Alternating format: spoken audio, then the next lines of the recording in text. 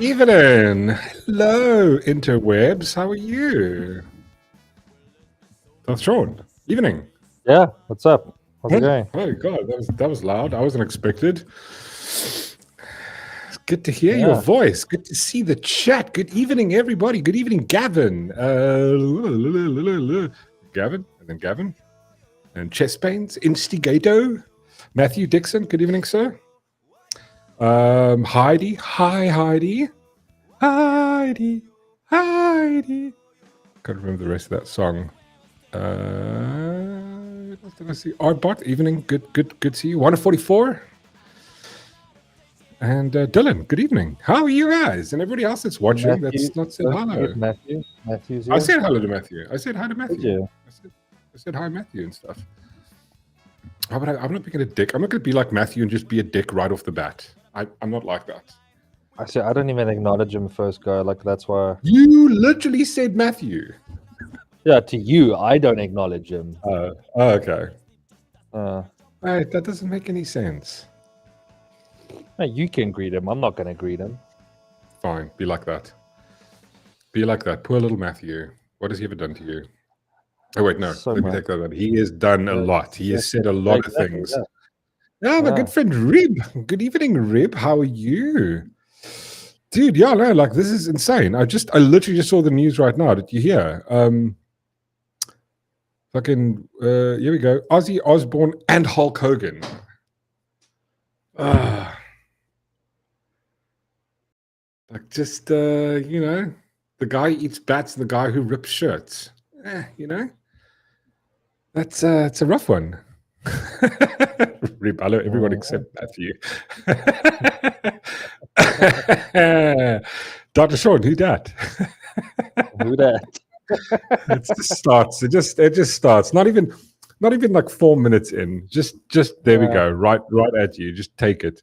Andre, hello, evening. Lots of legends, lots. I know, dude. It's not Kif.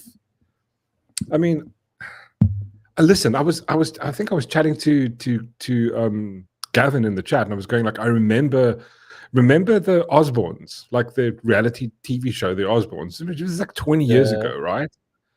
At the time when I watched it, I'm like going, bro, like Ozzy Osbourne looks like he's in his 80s. Like he's like, yeah, like he, like he's this, like, he's retarded. Like, I mean, he's like, he can't even talk. I was like, bro, this, he doesn't have long to go. That was 20 years ago. I mean, how old is he now? How old is he when he died? Ozzy Osbourne. I think he was 70, 76, I think. Jeez, that's, I mean, the bats did. I mean, I think the bats did help, right? Oh, yeah, I think I contributed to it, definitely. Contributed to him dying or contributed to living longer? Well, either way, it depends. Like 76, isn't that? That's good innings, bro. No, that's a good run, bro. That's 76, Kevin, 76. And Hulk Hogan, I mean, dude, we saw Hulk Hogan like it was the end of last year. It's like at the Trump rally, like, bro, tearing shirts off and stuff, and just buy. That's hectic. What was the cause of vibes for Hulk? Why did Hulk? Sorry, I'm just interested now.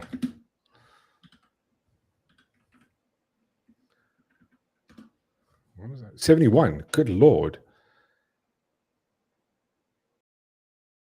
I mean, also like the reality star. It's just. I hope it's not. I hope that's the. I hope. I hope the. What do you call it? I hope it's not the year of celebrity. Reality celebrities dying, because he's on that list. Oh boy, Trump, eh? He's what, 70 something, bro. I mean, who are you gonna miss more, Ozzy Osbourne or Hulk Hogan? You're asking me? Yeah. Who are you guys gonna miss more? Relevant. Oh, neither are relevant to you. Yeah. Cardiac arrest. Like people die all the time. No. I mean, I've never there's never been a celebrity, and I was like, I feel horrid about that one. Yeah. It's like I don't really know them. You know what I mean? Like you know of them, but like it's like I've never been like, oh, like one thing that freaked me out when I was a kid was when Princess Diana died, and like people were like, "Oh my god, it's the worst thing ever," and they'd have like pictures on their wall of Princess Diana. It's like, bro, you're not British, one, and two, it's like, what is wrong with you? I mean, yeah, I was a little bummed when Kurt Cobain died. That was a cock one, but I mean, died. It was a little unexpected. Yeah, it's like when the dude from Audio Slave and the guy from Linkin Park. It's like didn't really die. They're dead, but they didn't die. Somebody killed them. They didn't just happen to. And I still don't believe for 1 second that Kurt Cobain shot himself. But why though? Was it just because? Are you British, Heidi? No, you can't be. Kruger, you can't be British. But why? Is it just because you grew up seeing a lot of it? I remember my mom, I think my mom was, no, it wasn't my mom. It was my friend's mother was like, bro, she was broken. She was like upset, like, I mean, I understand if you're like online, but it's this weird thing that we make these connections with people we, don't have. I mean, who would I be? Who famous would? Okay, wait, look, maybe like if like one of the bands I dug, but I wouldn't be like upset. I'd be like, oh, that's a bummer. It's not like I knew them. Yeah, like that's the other thing. It's not someone like If it's someone I'm bleak because I'm I was a bit bleak when Heath Ledger died. I was like, I liked him as the Joker. Yeah, I mean, yeah, and I was just like, well, no, I'm never going to see Brokeback Mountain 2. No, dude. Brokeback Mountain 2 does not star two guys. That's just not the way Hollywood's going to do it. It's going to be it's going to be Hermione Granger and Sydney Sweeney. That's Brokeback Mountain 2. Okay. Yeah, maybe throw in a third one. You just loved her. Who's next? My money's on Biden. Listen, I don't think Biden. Nah, listen, maybe, but I don't know. See, the adrenochrome keeps Oz alive, eh? Well, I get a monetization strike for saying the word adrenochrome. I don't know. Like he's. I mean, I don't know. Like, have you seen the conspiracy about like Biden actually not being Biden? It's actually not him. It's like it looks like it's just somebody wearing a mask. Because there's a whole bunch of differences between what Biden looks like now and like 10 years ago. It's like it's like, dude, it's a different person. And I'm going like, listen, I could give everything a measurement of like reality or like truth. I think, yeah, it could be. I don't know. I can't tell you no. I've never make like a monolith claim going like, not a way, no way, never. I'm going, bro, like he looks nothing like he did 10 years ago. And that's not age. It's like, dude, it's a different person. It looks like it's his brother. If you put the two, have you seen the thing with the two different Bidens? They look like two different fucking people. Oh, wait, sorry, I can't swear. It's not 9 o'clock yet. My back.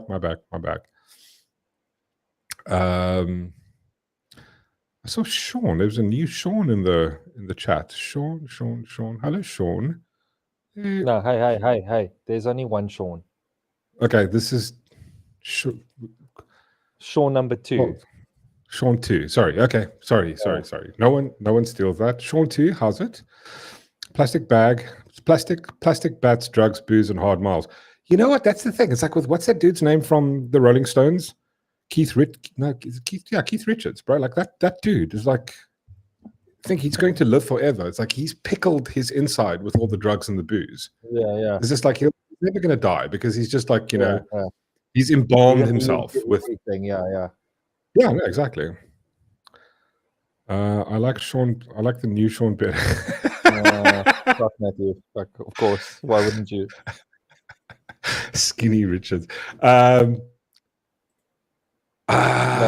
Skinny Richards. You read that wrong. What is it? Did I read that wrong? Stinky Richards. Oh, yeah. No, dude, listen. He's like, that's full-blown hippie vibes. I remember watching him in Pirates of the Caribbean. I'm like, bro. That was like a role working with him. No, it was for him. But I mean, like, I was thinking like, bro, that dude is like, he must smell funny if you sit next to him. You know what I mean?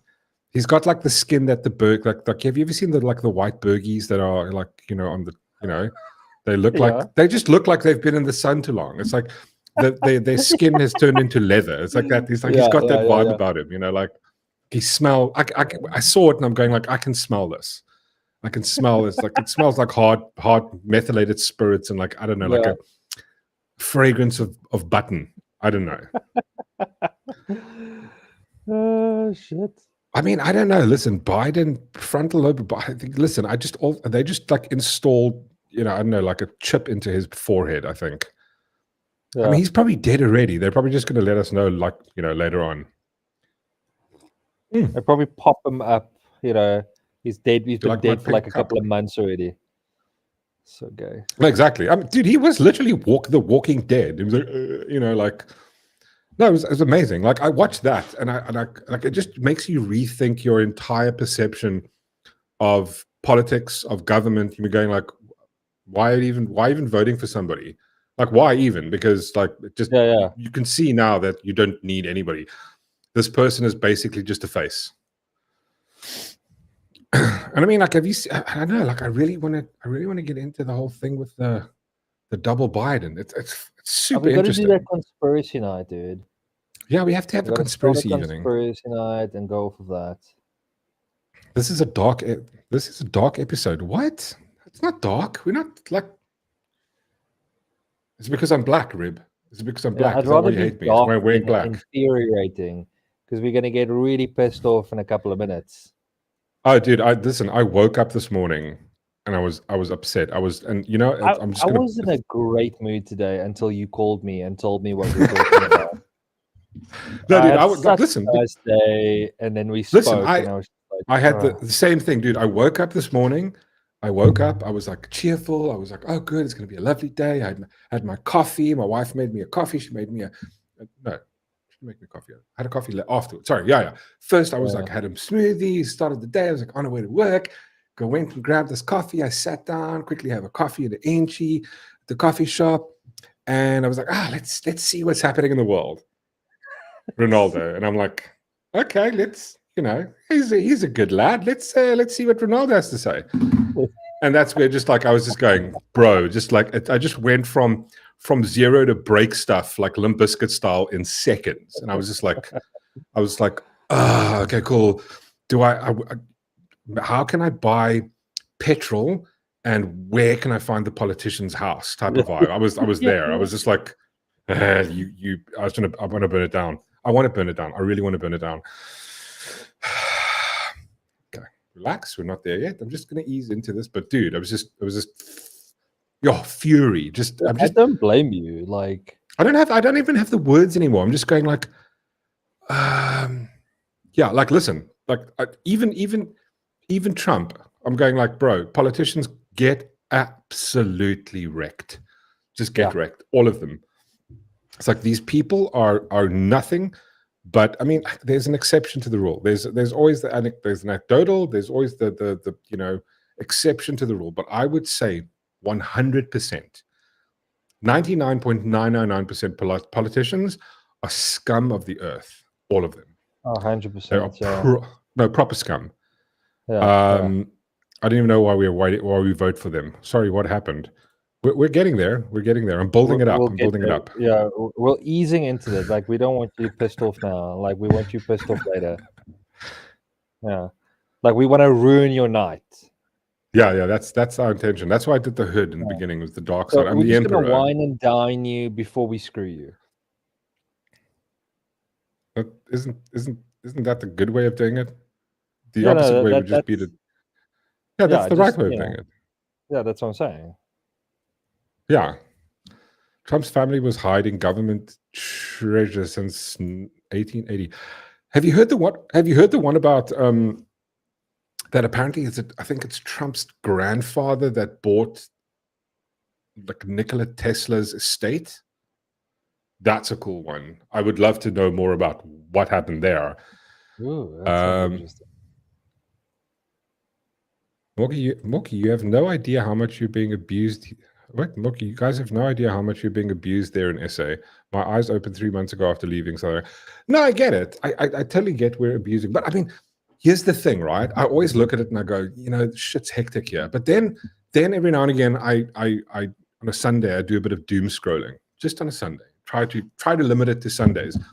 And I somehow end up with this, like, have you seen the police stuff where you're like, like there's people getting arrested for no reason, dude walking in public.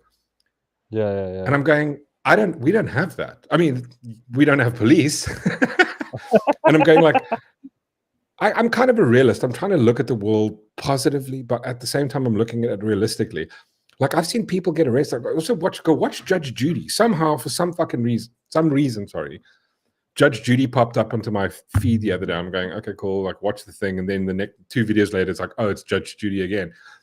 And the things that people get arrested for is just, it's insane. It's like, it's going like, is the grass really greener on the other side? Yes, you've got laws and rules, but like, I kind of, there's a part of me that's got like an anarchistic nature. I mean, I grew up in punk rock, right? Like, punk rock is completely, I don't want to be ruled by the government. Now, I've grown up and I've realized that you need some laws. We need a functioning society. But then you get to the point where it's like, it becomes a bit insane. I mean, I remember friends of mine when I was just finished school, they did the thing where they go overseas and they go work on the estates there, right? Like the golfing estates and shit like that. And I remember them told me they had a house party, and my one buddy knocked his friend over the couch by accident. He's like, they're playing something, and he cut his head open. And somebody, like the neighbors, called the cops. There was a ruckus.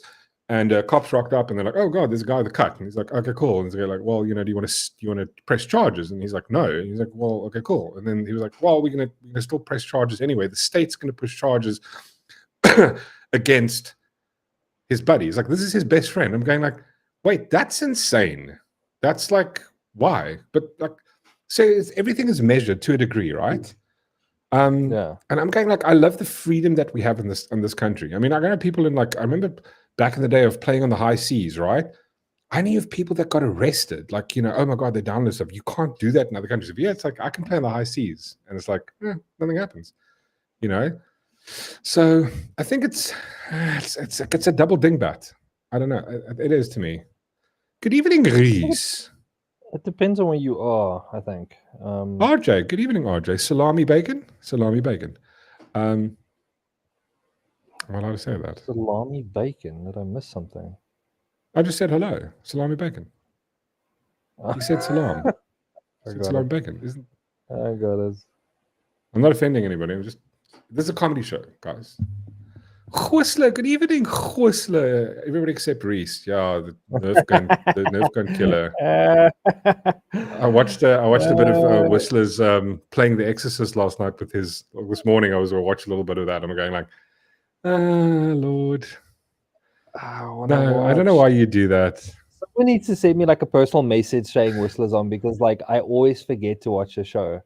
Oh my God, just go to the it's in the she posted it into the Telegram last night. I didn't see it because I wasn't completely on Telegram, on Discord. I was just like Discord, yeah. But I mean, like, I do stream two nights a week. One night I've got to, like, 2 nights I've got to spend with the missus. We were just hanging out, and then one night I need to spend my own time. I need my time. I need to game a little bit, disconnect from the world. Yeah. But yeah, George. Good evening, George. What's up, everyone? Good evening, sir. How are you, my good sir? So, do you want to get into things, Darthron? I mean, honestly, I'd rather watch Whistler play Exorcist. I don't know. I just, like, what? The only reason I was watching, because I was going like, I wanted to see, like, Reese just come and just, like, just cockshot him. Just like, I mean, she's not going to do that. Obviously, she can't. It's like, it's a man. But I mean, it would have just been quite funny. But while he's just like, as soon as because I saw this part, he's busy with this light bulb. He's measuring this light bulb. It's like every time the music goes, I'm going, oh shit! I'm just like, and I'm just going, please, Reese, just walk in and just like, as something's about to happen, just knock him in the nuts. Like, make it real. That would have been quite funny.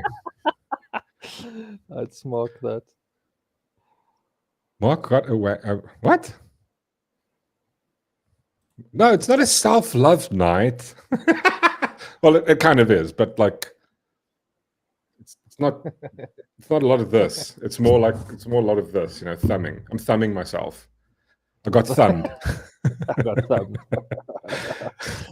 And I'm in this weird predicament where I'm playing ESO now, and I'm playing Tropico, and I'm playing Diablo, and I'm playing, what's the other game?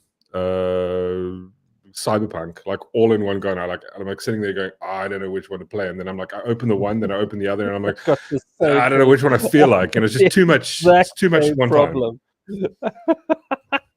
Good evening, Francois. How are you? Yeah. So do you? I mean, listen. Let's just get the pain and the evilness out of the way. Yeah, but like you say that. What? But it's not going to get any better. No, it's not. It's not.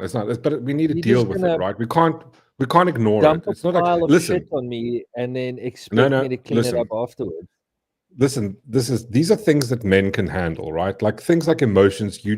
All you do with emotions, you shove them back deep down inside you, and you don't talk about them, right? That's what we can't do this with politics. We need to take this head on. Take the tarded bull by the horns and then smack it. And then what we do is, if we can, we buy petrol, we pour petrol over this thing that annoys us, and we set it on fire and we let it burn away.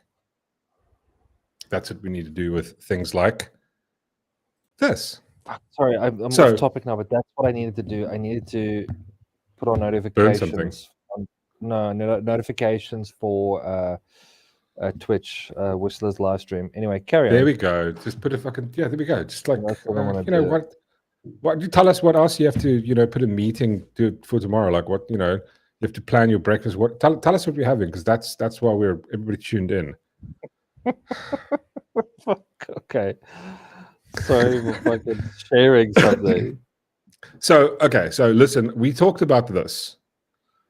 Or was it like Monday night? No, like on last Thursday. Was it last Thursday? We spoke about this, and then we actually were supposed to talk about Trump, and I started with this, and I didn't actually get into it, and I upset Don Fulio because we were supposed to talk about Trump, and I started talking about this, but I felt like I didn't finish this, and then I'm going to have a new conversation with Don Fulio, and we can talk about Epstein and Trump a little bit more in depth. But I wanted to get into this because this is going to lead us into our other thing, and the thing that Ronaldo did to like just my day off, right? Just make me the whole day.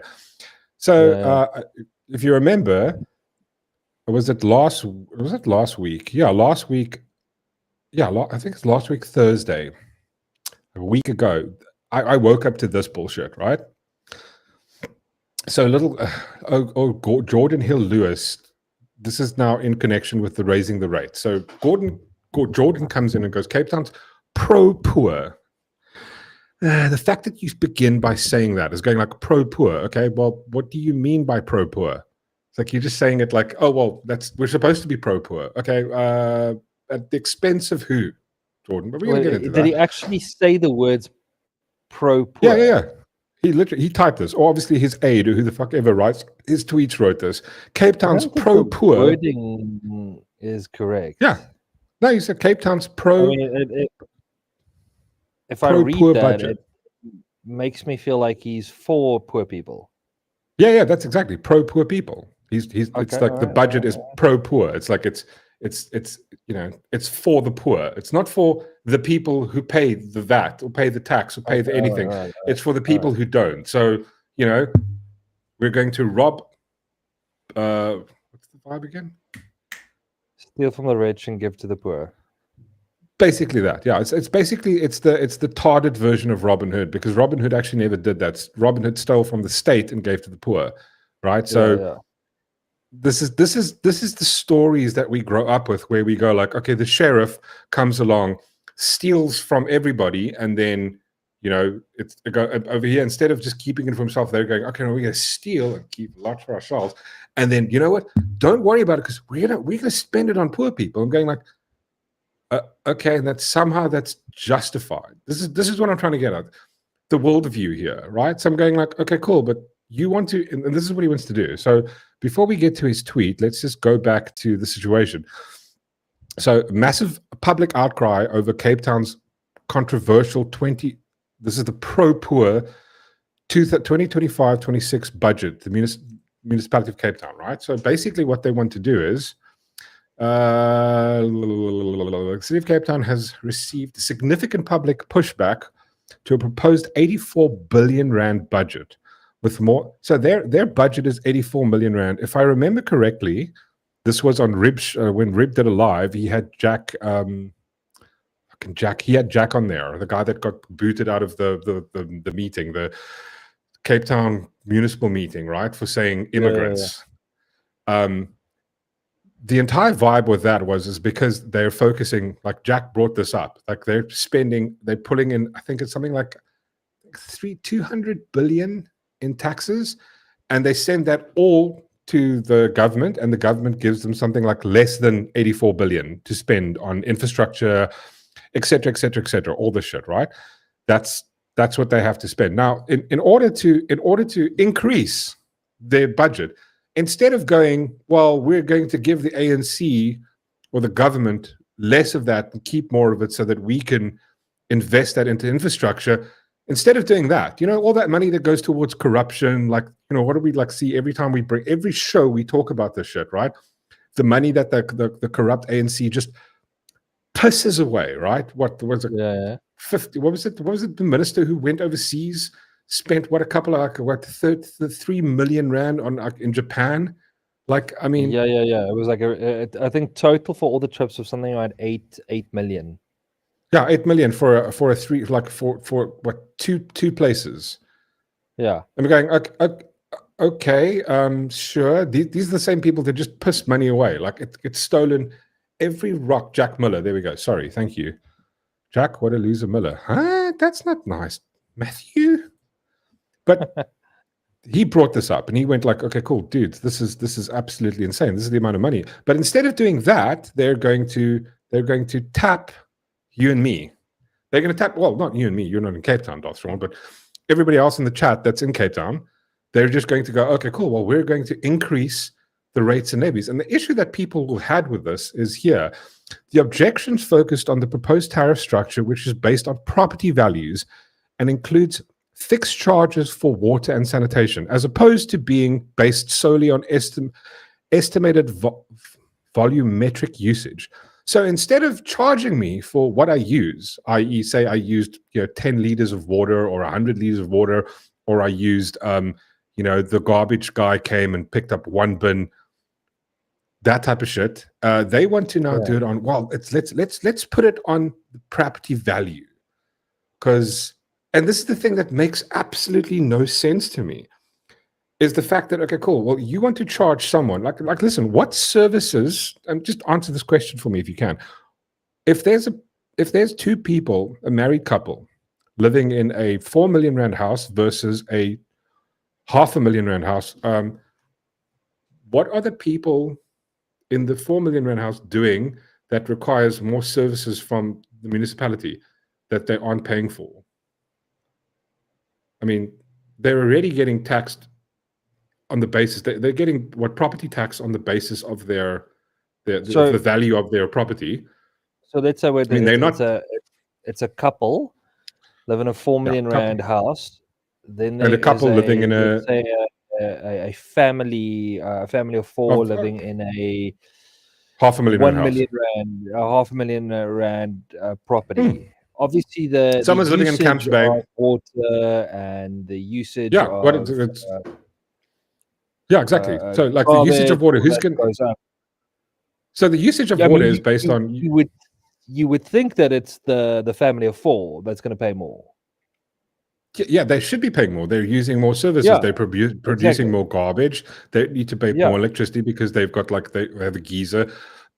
Now, yes, you can say they've got 2 geysers, but it's they're paying electricity for that on the usage. That's how that works. Yeah, that's right. Then, if you can remember, we had a conversation about about 2-3 weeks ago where we were chatting to everybody in the chat, and we had, okay, cool, what are you guys paying on electricity? And everybody has a different rate they're paying. Exactly. And I recall, if I don't have this mistaken, I think that we're being charged based on because I remember living in an apartment, and I told the story, we stayed in an apartment a few years ago, and I remember used to get a voucher at the beginning of the month. So I'm okay, cool. So I got I think it was 100 units or something. What was the deal again? Does anybody still get that? You got the 100 units if you live in a property that's under 1 million rand.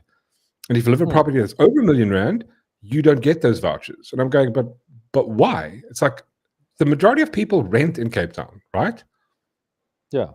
60. I mean, I know the stats. There's 66 million people living in South Africa. There are something like, I think I remember the stats I saw, there's 15 million houses in the country. No, there's 50 million residential owners. Now, we don't, well, again, that's a difficult one because we don't know how many people. I think I would say the majority of people, there's 7 million people probably living in Cape Town. All of them do not own houses. Not even the majority owns a house. They're renting it, right? So you pushing that on, all that does is that pushes the cost over onto the resident, right? The consumer, the tenant. Like, and I'm going like, and I don't understand. You want to push up a bill that focuses on taxing the rich more. I mean, isn't that discrimination on its face? Explain to me how that's discrimination. It's like you're being discriminated based on your economic value. It's going like when I go to the shop, when I go get a coffee, I'm not going, oh, okay, cool, and they go, oh, they got a nice suit on. This coffee is 80 Rand. Like, wait, sorry, what? Like, you don't get. Yesterday I was wearing a hoodie, and like you just charged me $40, and it's like, oh no, but like you look rich today, and I'm like, I mean, is that going to be like for future? Like, you know, when I go to when we go to the shop and we buy the same bread, I pay more because I'm richer.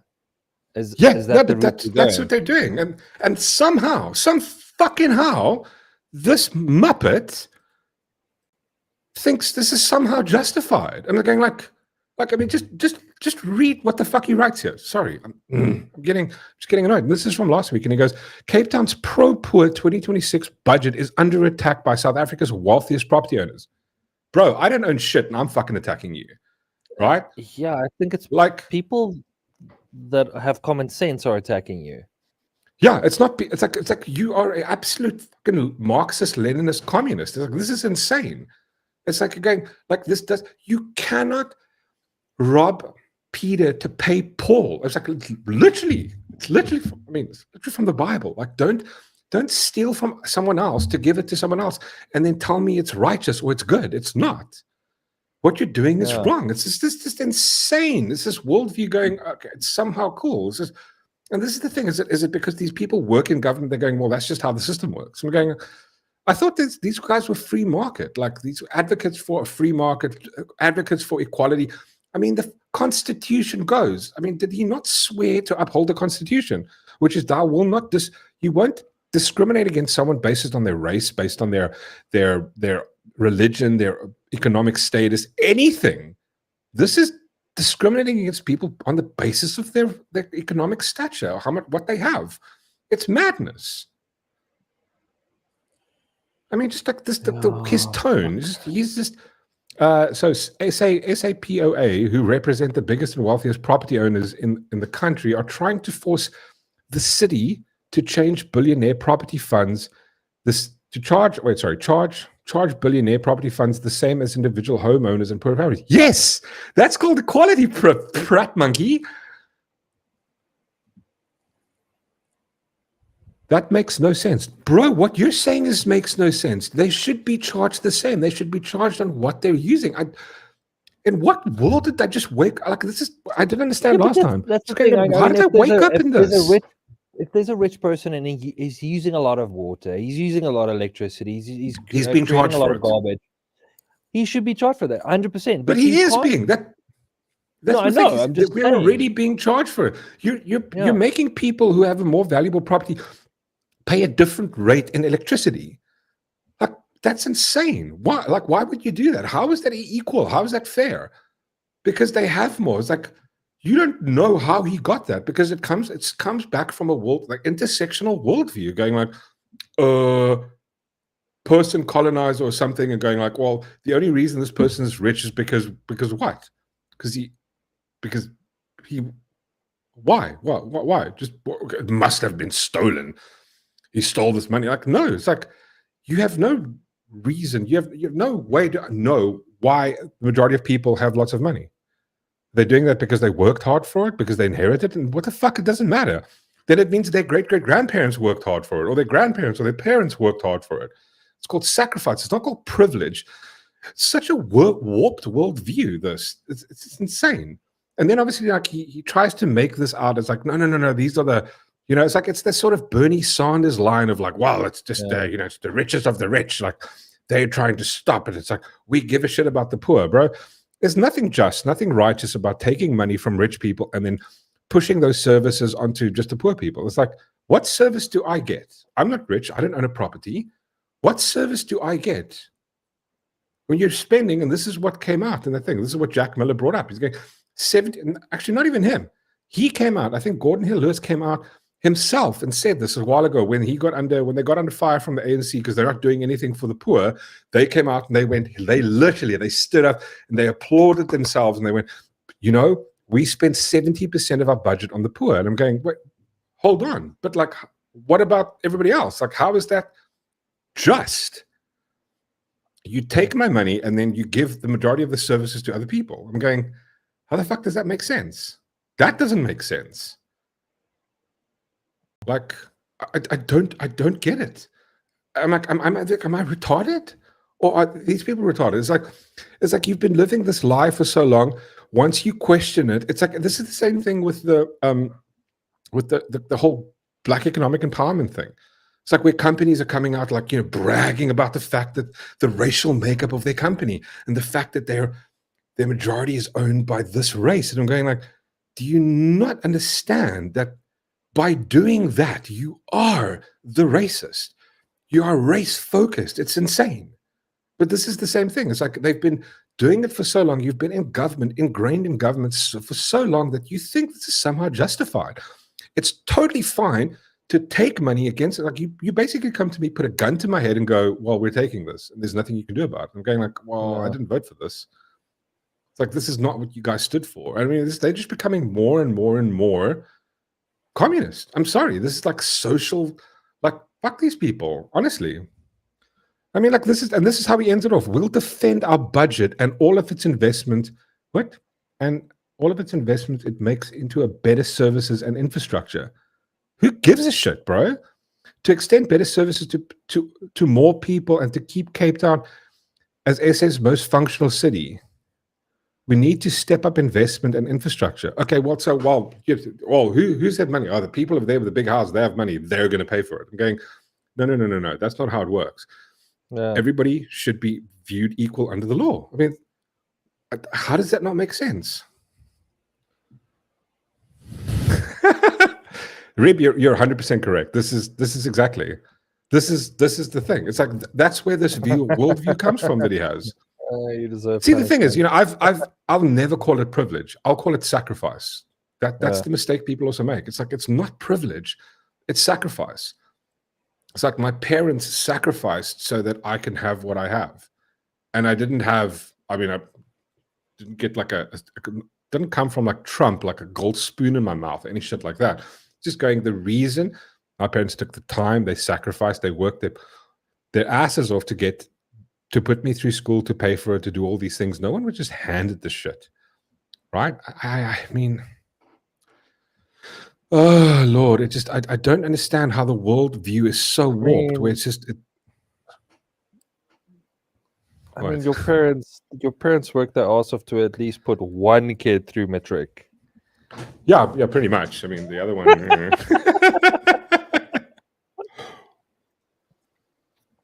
I mean, but this is the thing. This was and the problem is, this is the DA becoming more and more, I would say, communist or socialist. I mean, it's like you go, that's it's a big leap to make, and I'm going, no, it's not. It's like they want to take more. And it's like, is this just because they were never actually in power?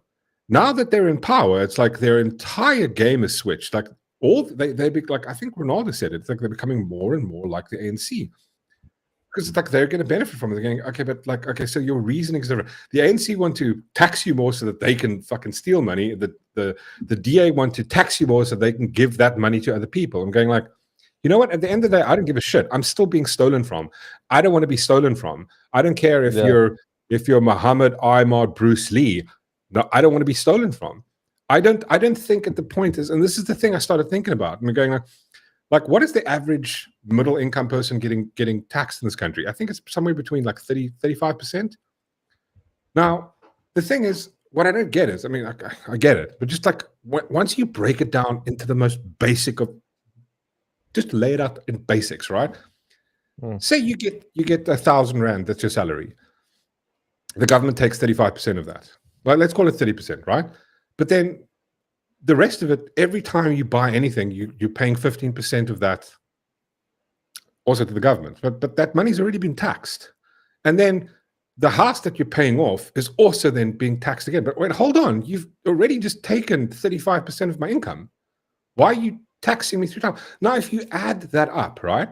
So you take 30% plus another 15% on VAT. That's, it's 35 plus 15. It's like you're sitting at what, bad. You're sitting at 50% VAT, 50% tax. Right? Now add other stuff to that. Now you got your property tax. Now you got every single other thing. Now there's like your it just drives me insane. It's going, and they don't care. But my question is, at what point, if you're taxing people at some degrees at like 60%, right? So like, at what point does it become slavery? Like you're taking 60% of my labor. So I just have to deal with 40% of it. Like I just get to keep half. How's that just? How's that rational? And then you've got people that don't pay any tax. They get all the benefits, and then somehow that's like, it's just totally cool. I don't fucking understand it. Yeah, but I think the problem is, at what point do we as the public go, we're done? We're not doing this anymore. I don't know. This is the question I keep asking. At what point? Yeah. So I mean, the thing is, like, this is like where this is what I see with like other communities. You can go like the poorer community, as soon as they don't have electricity for 2-3 days, we're just gonna have a protest, and they protest for 2-3 days, and then they just get what they want. Should we just go out and protest?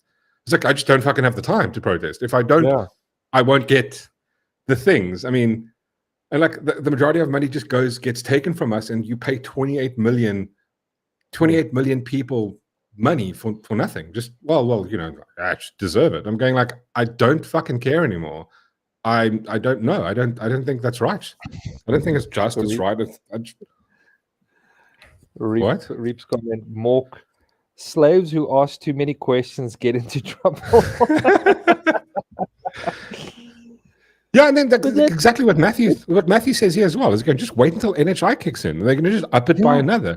It's like, I mean, I think Sean Abia just said this now. He said we're paying pretty much north of 45% easily. I mean, if just VAT and income tax, then you pay, like if you have a pay rent, you pay 15% on that. So that's still part of it. But I mean, it's isn't it more?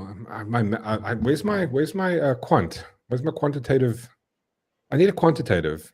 Don't we have it? Don't you know anybody that's Asian that can do math for us, Dothron?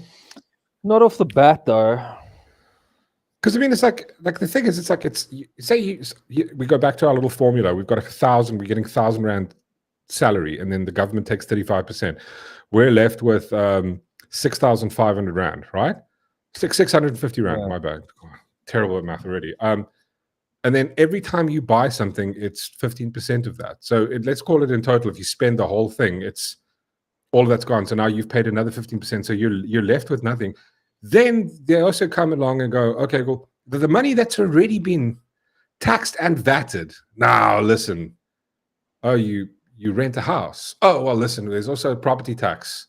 Well, the owner has to pay that, but like he's just forking that onto yours. So now the property is more thing. Then it's also like, oh, well, we're also buying, when you buy electricity, we're going to charge you a little bit more because,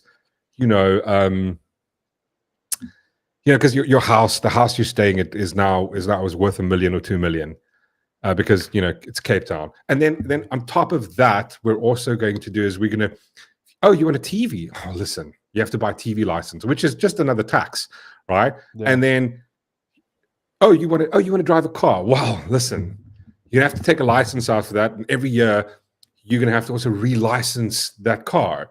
I mean, I was listening today and going like, there was this recent thing where they was talking about, well, they can't exactly increase the time of because they want to you have to renew your driver's license every 5 years, and people are going like, could we not move it to 8 years or 10 years? And then the Department of Transportation came back going like, listen, we can't really do that because we're going to get less money then. It's going, fuck does money have to do with it? Like we don't actually care. So the reason you have this law has nothing to do with safety. If you think about the traffic department, in all honesty, like I haven't seen, I think 3 days ago, they had a roadblock here somewhere close to me. Yeah. They had one. And I was like, this is the first time I've seen the cops since not this December, last December. I just don't see the police, active policing, just anywhere. The only thing that the traffic department has become is a licensing service. What the fuck does that have to do with safety? I don't, like every single morning when it's bumper to bumper traffic and there's 30, 40 taxis driving down the wrong side of the road, the cops aren't there. They're just police don't do shit. And then the traffic department does shit, and then the police actually don't do shit. Well, that's not their department. I've seen like taxis jump a red traffic light, and the police would be there and just go like, and I'm like, dude, there. And the guy just looks at me going, what are you talking about? That's not my job. Going, yeah. Like, I don't know. Well, dude, like the amount of tax you just get, like on buying a property, you get taxed the fuck out of yourself. Sorry, it's not 8 o'clock yet. But you let's just say you build up some cash, right? You buy your first property, right? You're renting it out. You're now putting some money into the next property you're buying, and now you go, okay, shit, you want to sell that property to invest in the first property. You have to pay capital gains tax on that. Fuck, dude, you die, you pay death tax. And then they tax you. Even when you're dead. But this is the thing that annoys me. It's like you pay the thing with the death tax is that's the most insane thing to me already. But again, it's like if you can make if you can argue away the idea that you can still tax people on money that's already been taxed, and then you want to, at the end of the day, still charge them on whatever's left over that goes to someone else. Yeah. You want to tax them. Basically, the government wants money every time money changes hands. It's like, like, what fucking society? I'm sorry. In what society are we living where this has just become the norm? We've just gone like, and I imagine it's like the frog in the like the pot, right? Where it's like you don't put a frog in a like a pot of boiling water, it'll jump out and freak out. You put it in and you slowly turn up the heat, and that's what's been doing it. And now, if you can take it back, do you want to take it back and remember how, like, if you remember the American Revolution? Now, it wasn't just about this. This is one of the fundamental reasons they pushed back against like the British rule, because the British wanted to increase tax by 2%, and they were like, 2%. No, we're going. Right. Yeah, they want to push it up by 2%, and yeah, they went like, it was like something like 1 or 2% that they were paying, and I think the British government wanted to increase it overall. It was on different things, right? Overall, it would have been a 2.5 to 5% increase in total. And they were just like, you know what? No, I'll rather die than do that. And we're going like, imagine telling those people today that you're paying. Some people are paying, like, some people middle class families, right? Like middle income families are paying close to 60% income tax. Like if you're earning over, what is it? I think it's like if you're in the high end bracket, you're not high end bracket. I think it's like anything you're earning over X amount, you're earning. I think it's like you're paying like 50% income tax up to. I think it goes all the way up to 60%. 60% income tax. Imagine telling that to the people back then. They're going like, in the future, this is what's going to happen, and they're going to go, and no one's. And they're going like, oh, so there's war. Revolt? No. Are you guys going to go for war? No. We're just going to suck it up and take it. The thing is, this is the thing. I was like, I wish there was a lawyer person that we knew, and we can go. Everybody can go listen here. Let's all, as a community, as the whole fucking country, just go listen. We're no longer going to pay tax. We're going to pay all the money to, what's the dude's name? The guy that looks like looks like Jan van Riebeck, Mark Oppenheimer. Like, just go to Mark Oppenheimer. Like, listen, let's start a fund where we all pay you our annual our income tax. It just goes straight to you. Our property tax, everything. We just, like, as a community of, doesn't matter what color you are. You're South African. We're going to pay you. Open a bank account for us with the bank. Put it on interest. Everybody pays you this, and you're just going to sign. Here's a petition that we will no longer be paying tax until you start reducing this horseshit. Yeah, we just pay everything to him, because then it's like you're still paying it, and he's keeping it for you until they make an adjustment. I mean, all the tax we're paying, like literally, let's roughly say out of all the tax we're paying, maybe 1% is actually being used for proper tax. The rest is to fund their own little lifestyles, the corruption, Well, I mean, I think traveling the majority, fees, all of that. yeah, but the majority, ridiculous. so sorry, so just not to interrupt you, the majority of that goes towards the majority of the income tax. I think it's income tax, VAT, and corporate tax. The majority of that goes to pay the salaries of government and the social welfare grants. And then they don't have enough because we're paying what? We're paying R1 billion a day just on servicing the debt, because that amount of money is not enough to cover the country. Whatever they're pulling in tax revenue is not enough to cover the country because the expenses, then add the corruption and all that shit on top of that. That's the insane part. Oh, dude, it's just, yeah. There we go. There was no income tax before. That's right. Before 1914, there was no income tax. I think income tax first came into existence in Britain. They implemented in some of the 18 somewhere. America implemented income tax somewhere around, I think it was 1916 or something, and then South Africa implemented it around about the same time. It's like, oh, just like, and it was all because of the war. The war was the argument for income tax, because I think Britain had it, and then it was because of the war. Then they took it away. Then it came back, and it was, wow, we need it for the war, And it's like it just didn't go away. Okay. It's like every single thing that the government starts taxing, they never take it away. When you add a thing, you can't remove it. Yeah. Same thing with the TV license. I mean, it's the most idiotic thing in the world. The TV license, just, and yeah. So yeah, like what Sean says here, in 1918, it was 2% tax, and back then everything functioned. Yeah. This bullshit argument is like, what is your tax going? Like fixing the roads. I'm going, no, it doesn't. No, it doesn't. 100%. What infrastructure? Like, what does the government actually create? Nothing. Like, what is? It's just like they just want to take money and then we need to increase the budget. Like, this is the thing that annoys me. Like, Geordin Hill-Lewis can just go around and go like, you know what? Listen, we want more from the governments. We're going to keep more of our money that our citizens bring in because you guys are fucking stealing it. Like, but no. Instead, he's going to go, you know what? Instead of doing that, instead of doing the right thing, we're gonna make the people who have more money pay for everything, because you know what? Yeah. But at what point do we go? No, I don't know. I mean, again, like, but the thing is, how do you? I don't have the time to go no, because you know what happens if I don't go to work, I'll lose my job, right? I can't spend 3 days protesting shit. And then what? And no one else that's in the same bracket as me has the time to protest, because we're not getting social welfare grants. We're paying them. But it's just that, can't we just all unite? No, I completely agree with you. He must absolutely footsack. I think that I've had this philosophy of going like a campaign or something, like a campaign?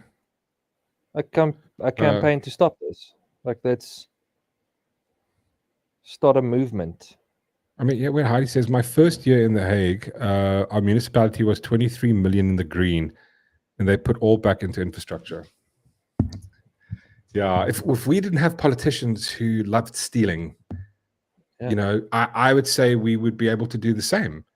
But we don't. We have money going to friends and family of politicians, like just money being blown, wasted. I mean, like we don't have a clue. We don't have a clue of how much is being wasted. The only thing is the things that we see, the things that they allow us to see, because it's to the point where it's like this is the thing. I had high hopes for the GNU. I was going, cool, you know what? They're going to come in and point out all the corruption and all where money's being lost. What have they done? They've become nothing more than the same people. They're becoming the ANC. It's like, you start pushing this type of legislation. It's like, I explain to me how it's fair, how it's equal. You can't. You're gonna make the retarded leftist position and go, wow, we're tax the rich. Like, oh, free market. I don't know. It boils my blood to like the 10th degree. It just really like fucks me off. Yeah, then there's that as well. Just, you know what, we're gonna do a carbon tax, and then there's what the tax you pay on petrol as well. Like, wait, we already pay that, but then there's also another like petrol tax because, oh Lord, it just, and they'll never end. They'll never end. Like, I mean, yeah, this is 100%. Like, this is my worst case scenario came true, where it's like the ANC kind of seem like they're doing okay now, and it's because of the DA. I wish I could go back and take back my vote, and go like, okay, cool. Let's just I'm gonna vote for the ANC next time. Just So this may be what we should do. Maybe this is an angle, right? Because we can't vote ourselves out of this mess. Let's vote ourselves into a further mess. Let's just everybody vote for the ANC and then have them fuck out completely. Just like give them complete and utter power. Let them burn the country down. Remember when it was the ANC alone, we didn't have power, right? Like at some point, it's just chaos theory. I think it's almost the only way to go here. Imagine the new Dwys tax. Bro, dude, they will tax everything. Anything that can be taxed. It's like, and they do nothing. And then this is the thing that we always talk about. It's like, then we look at the DA and we go, oh my God, they're making things run. It's like, yes, you're supposed to. Like coming to go, oh my God, look what I did. I opened the door and then I closed it and it like works. Going like, yeah, like vote for me. Wait, what did you do? That's what it's supposed to do. We opened and closed it. It's like, yeah, that's what doors do. No. We've like with ANC, the door isn't there, right? The DA just kept the door on and give it a little bit of oil, once every 10 fucking years. And they're like, vote for us. We keep things like, that's the choice we have. Yeah, I'm actually contemplating it now. I used to have a vibe of going like, vote for the strongest opposition. The thing is just, and the reason I say this is because my theory behind it is to give the people the power, right? And then and unfortunately, then I have a conversation with Spoon where he goes, democracy's horseshit, and I'll go like, fuck, I actually agree with you.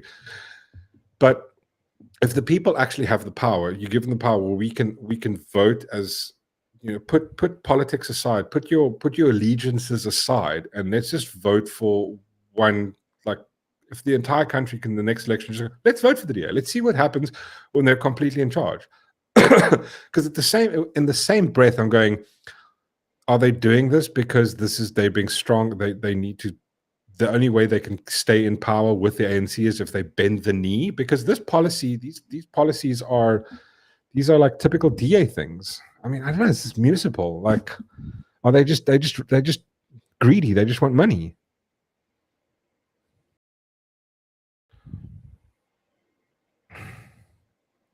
Let's read a bit of the comments and see what the people are saying. Sorry if I went off on a tangent there. I'm just annoyed, guys. I'm honestly just so pissed off. Yeah, no, 100% right, Andre. Government killed South Africa, and they're just going to keep killing it. Hey, HJM, good evening, sir.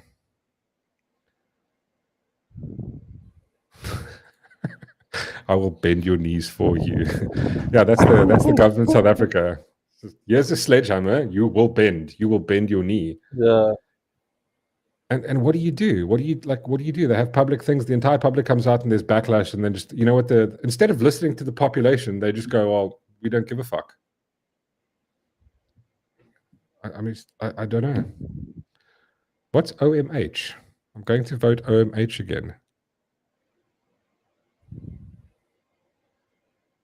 Who's OMH?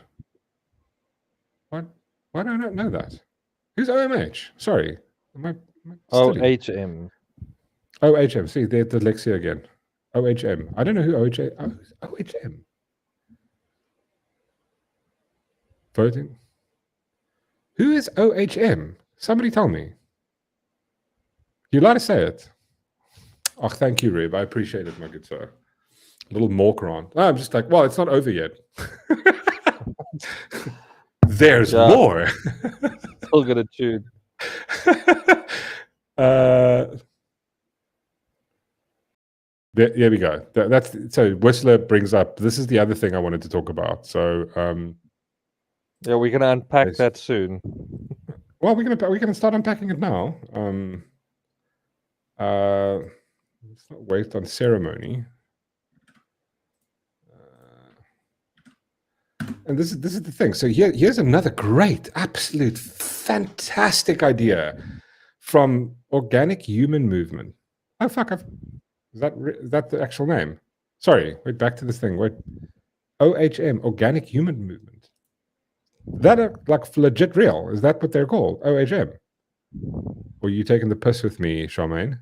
I've never heard of the Organic Human Movement. Oh, it is Organic Movement. Organic Humanity Movement. It sounds.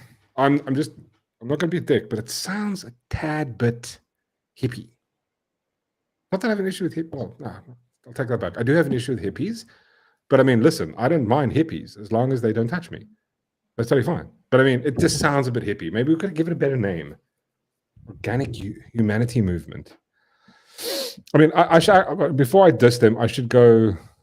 I'll go read up about it. I'll definitely go read up about it. Thanks, Sean. If you do a 23andMe and I'm in the 1% Khoisan, I qualify as B. Yes, that's 100%. Actually, wait, we've had this conversation before. According to the legislation, you could identify as black, and no company is allowed. Nobody's the department, the Black Economic People, with whoever. The SARS is not allowed to dispute whether you identify as black.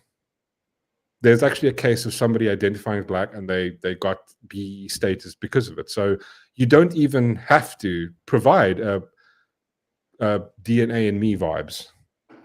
23andMe or DNA and me. DNA and me. I'm 4% oppressed. I'm 10% victim.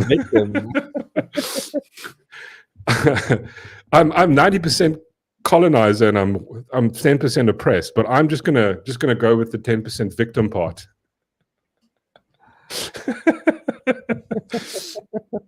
See, but that's what I want. That as well. I want a small government, but I don't think that's possible in this country.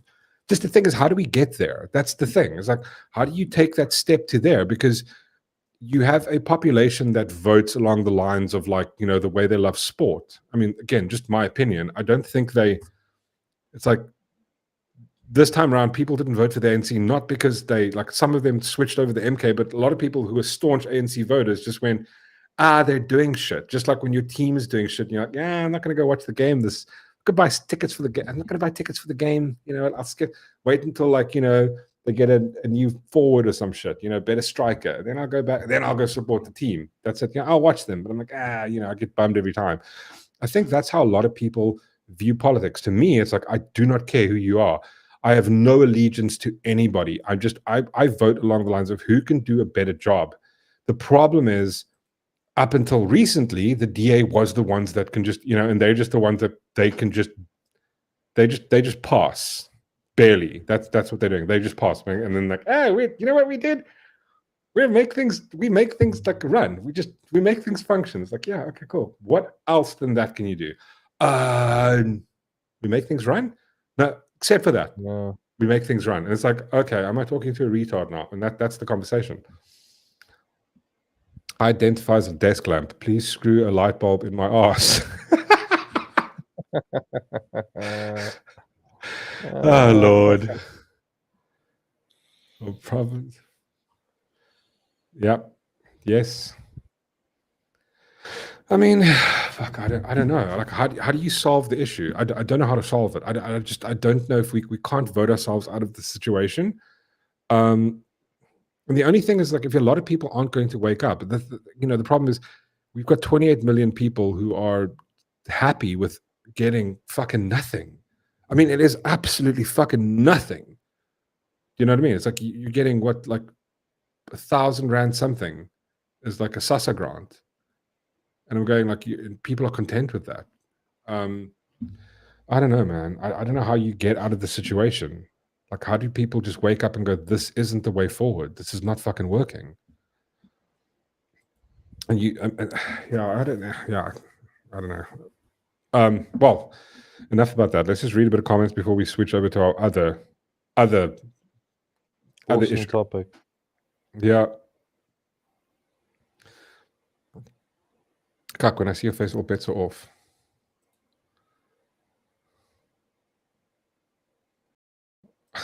Are they vegan? Don't diss the party. We don't know anything about it yet. Come on. Listen. Are they vegan? I'm voting Renork. What's Renork? Oh, is that Rib and Mork? Renork. What's Renork? Oh, listen, dude, I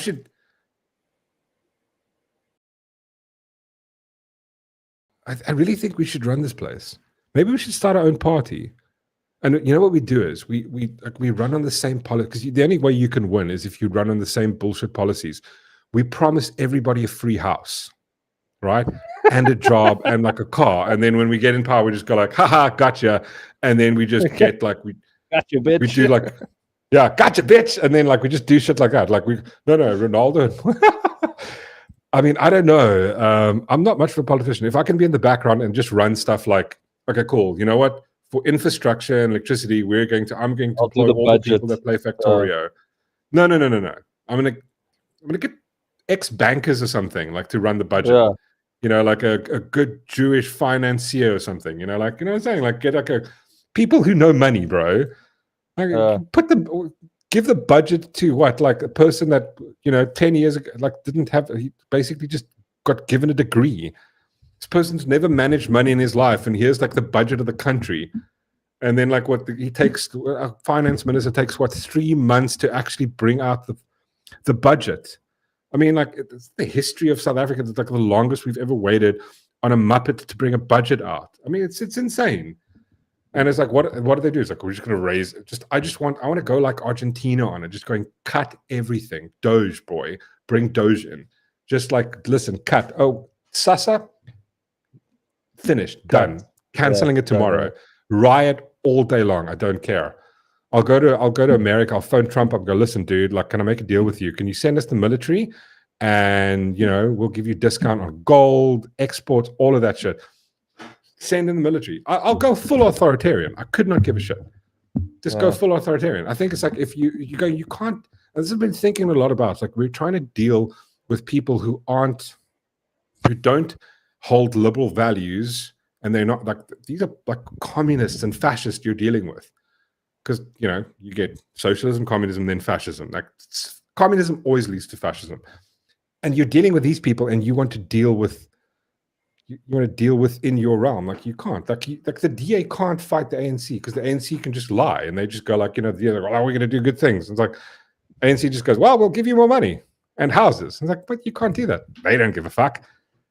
So you can't be rational. You have to play hardball like they do.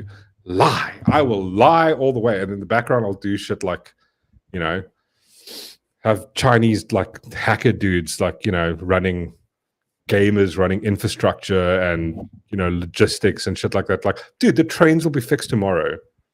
Yeah. Like, I'll just, you know, I'll first thing I'll do is I'll put, like, I don't know, lasers on the traffic cops' cars and go, listen, if you guys want to act like it's, you know, Mad Max, right? Then we're going to fucking treat you like that. We'll blow your shit up. Just, you know, every taxi gets I'll phone Elon Musk. So here's my solution for the taxi ride, right? I'll phone Elon Musk and I go, okay, cool. New legislation, you have to have this device in your taxi.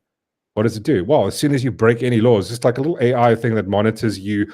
You ride up the wrong side of the road, just immobilizes your car, just pulls over to the side. Fuck, can't go anymore. That's what it'll do. Just, you know, there we go. All of a sudden, overnight, taxis are in order. What are they going to do? Pull it out and just go like, yeah, impound your vehicle. You have to be hardcore. Hand out KFC in the back. Evening, Dagbreker. So good to see you, my good sir. Happy to have you. Thanks for joining the vibe, bro. Kusatu will have my ass. That's why I like in the beginning I start the thing off. Listen, and this is me spitballing. I haven't even thought this through.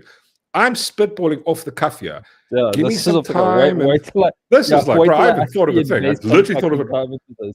Yeah, but I had to put time into this. It's like these people have been in government for 36 years and they figured out nothing. I had 3 minutes, not even, I had 2 minutes, and I just came up with that. Like, just I'll phone Trump, bring the military, put a fucking military base up here. Listen, you guys practice war games. Yeah. In the flats, bro. Like, yeah, we're gonna stop random murders overnight, bro. And you know what I'll do is I'll do the thing with a guillotine. I'll put a guillotine up 2 stories high, right by Parliament in central Cape Town. Put 3 cameras on it, 24 hours a day. I'll send 3 people, 3 of the worst guys. And we watch those prison documentaries. I'll send like the 3 worst motherfuckers that's in there. And we just go like, listen, you've been in here for 20 years. You've raped 20 people and you've murdered 20 and you brag about it. Bye. We're just, we're just going to take your head off. And that's how we can start and go like, anybody else that does any of the stuff will have a small guillotine, but it's also really high. And it's for the knobs, right? So like anybody that grapes, bye, chop the tip off. There we go. Yeah. MFP, Mork Freedom Party. Fuck me. And then, sorry, I'm not swearing. This is weird though, because like 2 months ago, I was going like, I'll never get into politics, but I won't. I really don't want to. I'll just give my ideas to people. Like, just do these things. I don't know. Mork going full Arab. I was going like, you can't fight dictators with rationale and reason. You're gonna have to fight dictatorship with a dictatorship. This is the thing. If you really sit and think about it and go like, how do you fight it? You can't fight it with equality and shit like that, because those people that you're against, that you're facing off on, they're not about equality. They don't give a shit. They're going to steal, rob, corrupt, do every single, and then you're going to deal on going, no. That's why the DA must just come out tomorrow and go, listen, we're going to increase, if they wanted to win, they just come out and go like, oh, we're going to increase SASSA grants by 300%. Vote for us. People go, what? So, no, we're going to do that. And then when they come to power, just go, no, we're not fucking doing it. Yes, got my vote, chop, chop. No, listen, I like straight up, just like, I mean, listen, maybe not a guillotine, but like, I want to do the beheading in public, because you need to do about 2 or 3 of those. And then everybody's going to go, oh, wait, these guys mean business. And they're going to go, yeah, okay, we're not going to rob you anymore. That's it. We can stop robberies, insurance, premiums are going to come. Everything, if you fix security and the policing, if you fix that, everything else kind of like, now the cost of security, the cost of like your alarm system, the insurance, all that shit goes down. Now we're saving a bit of money. Have the government stop with taxing people to death. Like, you're going to go pick one. You can either have income tax at 20% or you can have VAT at 20%. You can't have both. One of the two. Pick it. If we can't fix infrastructure, and just like there's 400 people in Parliament, I mean, some would say, listen, the easy way of dealing with this, just a lot of petrol and a couple of matches. But I'm going like, listen, that's maybe a bit extreme. I'll fire all of them. Just fire all of them. We don't need 400 people. It's extreme. I honestly don't think it's extreme. I think it's a very great solution. I think so too. We just need one guy to take the heat for us. That's yeah. Yeah, totally. Well, we don't have to do it. We can do what the government did. We go like, oh no, some random Bergie. He burnt it down. Swear it was him. The guy just rocked up like, listen, here's a KFC bucket. Just say that you did it. And he's like, what? And just methed up and like, what happened? Like, I did it. And we go, what were you talking about? Like, no idea. They said yes. They gave me a bucket of KFC and everything was kiff. You must lead your what? You must lead your morphies. I support morph oppression, freedom, position, freedom fighters.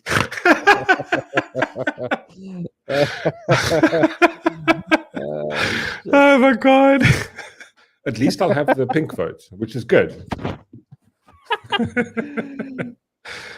And at the same time, we can say that like it's reconstructive surgery, like we can gender reassignment surgery for all the prisoners, because so we're killing two birds with one stone. We're supporting them just to get their vote, and we call it that. And they go, "Oh, that's cool," but actually, we're just chopping dicks off. That's basically all we're doing. And they're only people who are grapists. So it's just them. I'm saying, go like, listen. If this is, I think, and this is where I bring a little bit of caution into it. I would go, okay, wait, maybe not like first time. It's not one of those cases where it's like, oh, he said, she said. Listen, there's camera footage. It happened. They found semen on the guy. That's his direct connection. There we go. None of this like, oh, she said. Therefore, that's the only problem I would have. It has to be 100% evidence, and then it's just straight. But it's just like one of those slow processions, right? You got the big guillotine, the small guillotine, and then we as the public who are watching this live streaming, we don't know where he's going. So he's walking down this thing, and it's a slow thing. It's like, when the president comes to parliament, but you have the military there. That drum beat back. Yeah. Exactly. Yeah. The drum beat. And it's slow, and he slowly walks. When you put the chains really tight, so you can't really walk fast, right? And he just shuffles down. Yeah, and he doesn't even know which one he's going for. Yeah. It's like a whole hour thing. It's like, with like a pre-rugby game thing, right? We build it up, and then he comes there, and then we don't know, is it head getting chopped off or small head getting chopped off? Yeah. And then and at the same time, we're starting a whole betting. Cool. But he also doesn't know. Like, he's walking down. No, he doesn't know. Well, I mean, I think he knows. He knows, like, listen. No. But I would like. He doesn't know if he's. No, he doesn't know. But I mean, because I want him to be a surprise. Like, as they're directing him to get his small head cut off, he goes, no. You know what? Fuck it. Just chop off my head. Let's just go that route. Let's just end it. He can choose. You pick one, and then we'll tell you after. It's almost like a game show. Yeah. No, dude, this is the only thing. Are you picking what's behind door number 1 or door number 2? Yeah. I picked door number 2. Well, that's your dick. Oh, you know how much? I want to do. We'll bring grape down. Like, we'll bring the 160 odd grapes that happen each day in this country. We'll bring it down to at least like 1 or 2. You know what I mean? It's going to insanely change it, and it's just the perception of that. And I know it sounds harsh, but it's like, unfortunately, you need to be harsh. Like, you can't. Like, I mean, the thing is, like, prisoners, criminals in this country have more rights than civilians do, than the general public. First of all, right, I would do stand your ground law. That's one I want. Ground law. I would bring the death penalty back, definitely. Yeah. In that scenario, with us running the government, yes. Yeah, 100%. I do. You know what I do want, though? I want like a proper dictator like uniform, like with the fake medals that I didn't earn. Oh yes, yeah. The proper one, and then. But you know what? I would do the same, but I would like a Whistler beard. Oh yeah. No, that'd be cool. Yeah. But you know what I would do is I would have all the medals, but they'll have little like game emblems on the games that I've clocked. Yeah, exactly. God of War and like like that. Yeah. Ooh, he's like, and then when you zoom in, it's like, oh no, it's just like a meme. Oh, he's got 100% God of War. Yeah. 100% completion. No, don't mess with him, bro. He's played Fallout 4 twice.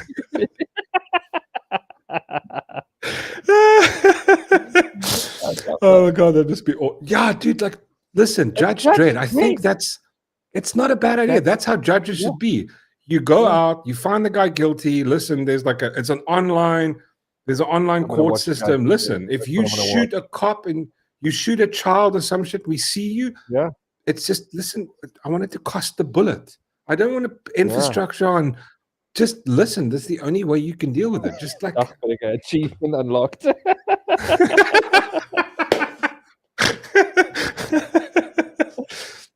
Sorry guys, this is turned into like the dictator chat. It's going like we're planning to overthrow the guy who run the worst way to run the thing. But it's like, I think unfortunately it's like that's the whole vibe with discipline. Imagine you've got a school where everybody's not disciplined. You're going to have to bring back some discipline, and it's unfortunately you do have to rule with a bit of fear. It's like, because like that's the thing we do. Like, we don't commit crime because we have the fear of going to prison.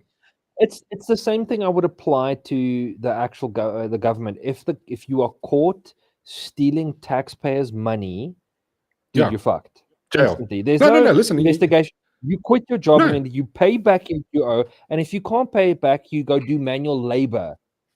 Yeah, no. pay I it bring back. back. But also the same thing. Bring manual labor back. If you violate the rights of somebody else, Yeah. right? Then I'm sorry, you don't have rights. This is what I don't understand. So you have people that like they rape, murder, and kill, right? They violate the rights of other people. Then they go to jail where they can still vote. They get 3 square meals a day.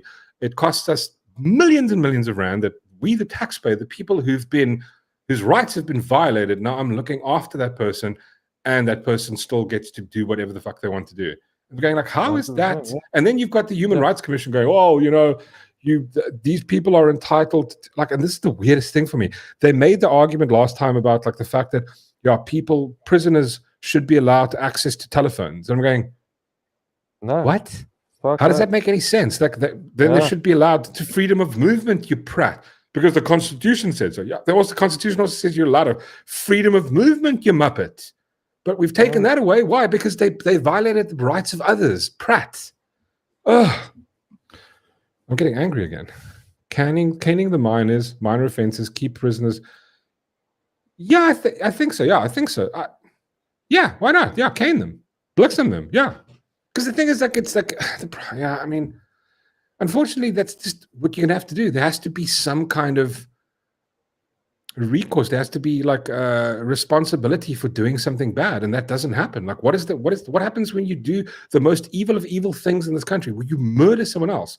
What happens? You go to jail. It's like it's fun in there, apparently. I mean, it's like the thing is, if you're living a crappy life where you're not even sure where your lunch is coming from, and you go out and you rob and you steal and then you end up murdering someone, it's like, okay, cool. And you get rewarded by going to a place, you get a place to sleep, you get 3 meals a day, and then that's it. You're just confined. Going, you murdered someone else. Yeah, dude. It's insane. And also, I have no issue like they do in America where it's privatized. It's like, it's privatize the prisons because the government can't seem to fix anything. It's like this whole idea, like, oh, it kind of works there. Yeah, fuck it. Privatize the prisons. Do it. Privatize the police. Think about South Africa. We have literally privatized the police. Thing with public works like water and electricity, like give it back to the people. You can choose your provider. Do you want to use Eskom? Do you want to use so and so? This 100%. Is my water provider, etc., etc. And you have them compete for the best rate. Yeah. The thing is, what they should do is they should auction off, for example, like for example, infrastructure, right? So they auction off like they did with what do you call it, fiber, right? You've got, for example, Vumatel has a specific area that's theirs. You do the same. You go like, cool. Yeah. We have a list of 5, 6 providers who provide, and it's got to be competitive rates. And like, for example, the Competitions Commission should actually do something. They don't give a shit because the problem is these people can get paid off. Right. Yeah. The thing is, and another thing that would completely clear up a lot of the shit is like, once you become you work in the public sector, right? You work for the government, the municipality, every single thing, your wife, your kids, if their money comes in, anything, we get notified. The bank goes, there's like a thing where there's somebody who monitors it, the public can access it, we can see where money is coming from. You're going to have 100%. To do it that way. Otherwise, you will always be corruption.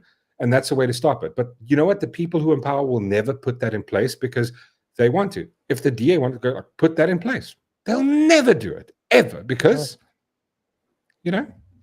lobbying, like that's where they get the thing from. Who goes into politics? And I mean, again, it should also be like, I love the whole Roman vibe of like, we should have just somebody come in for like maybe 2 years, run the country.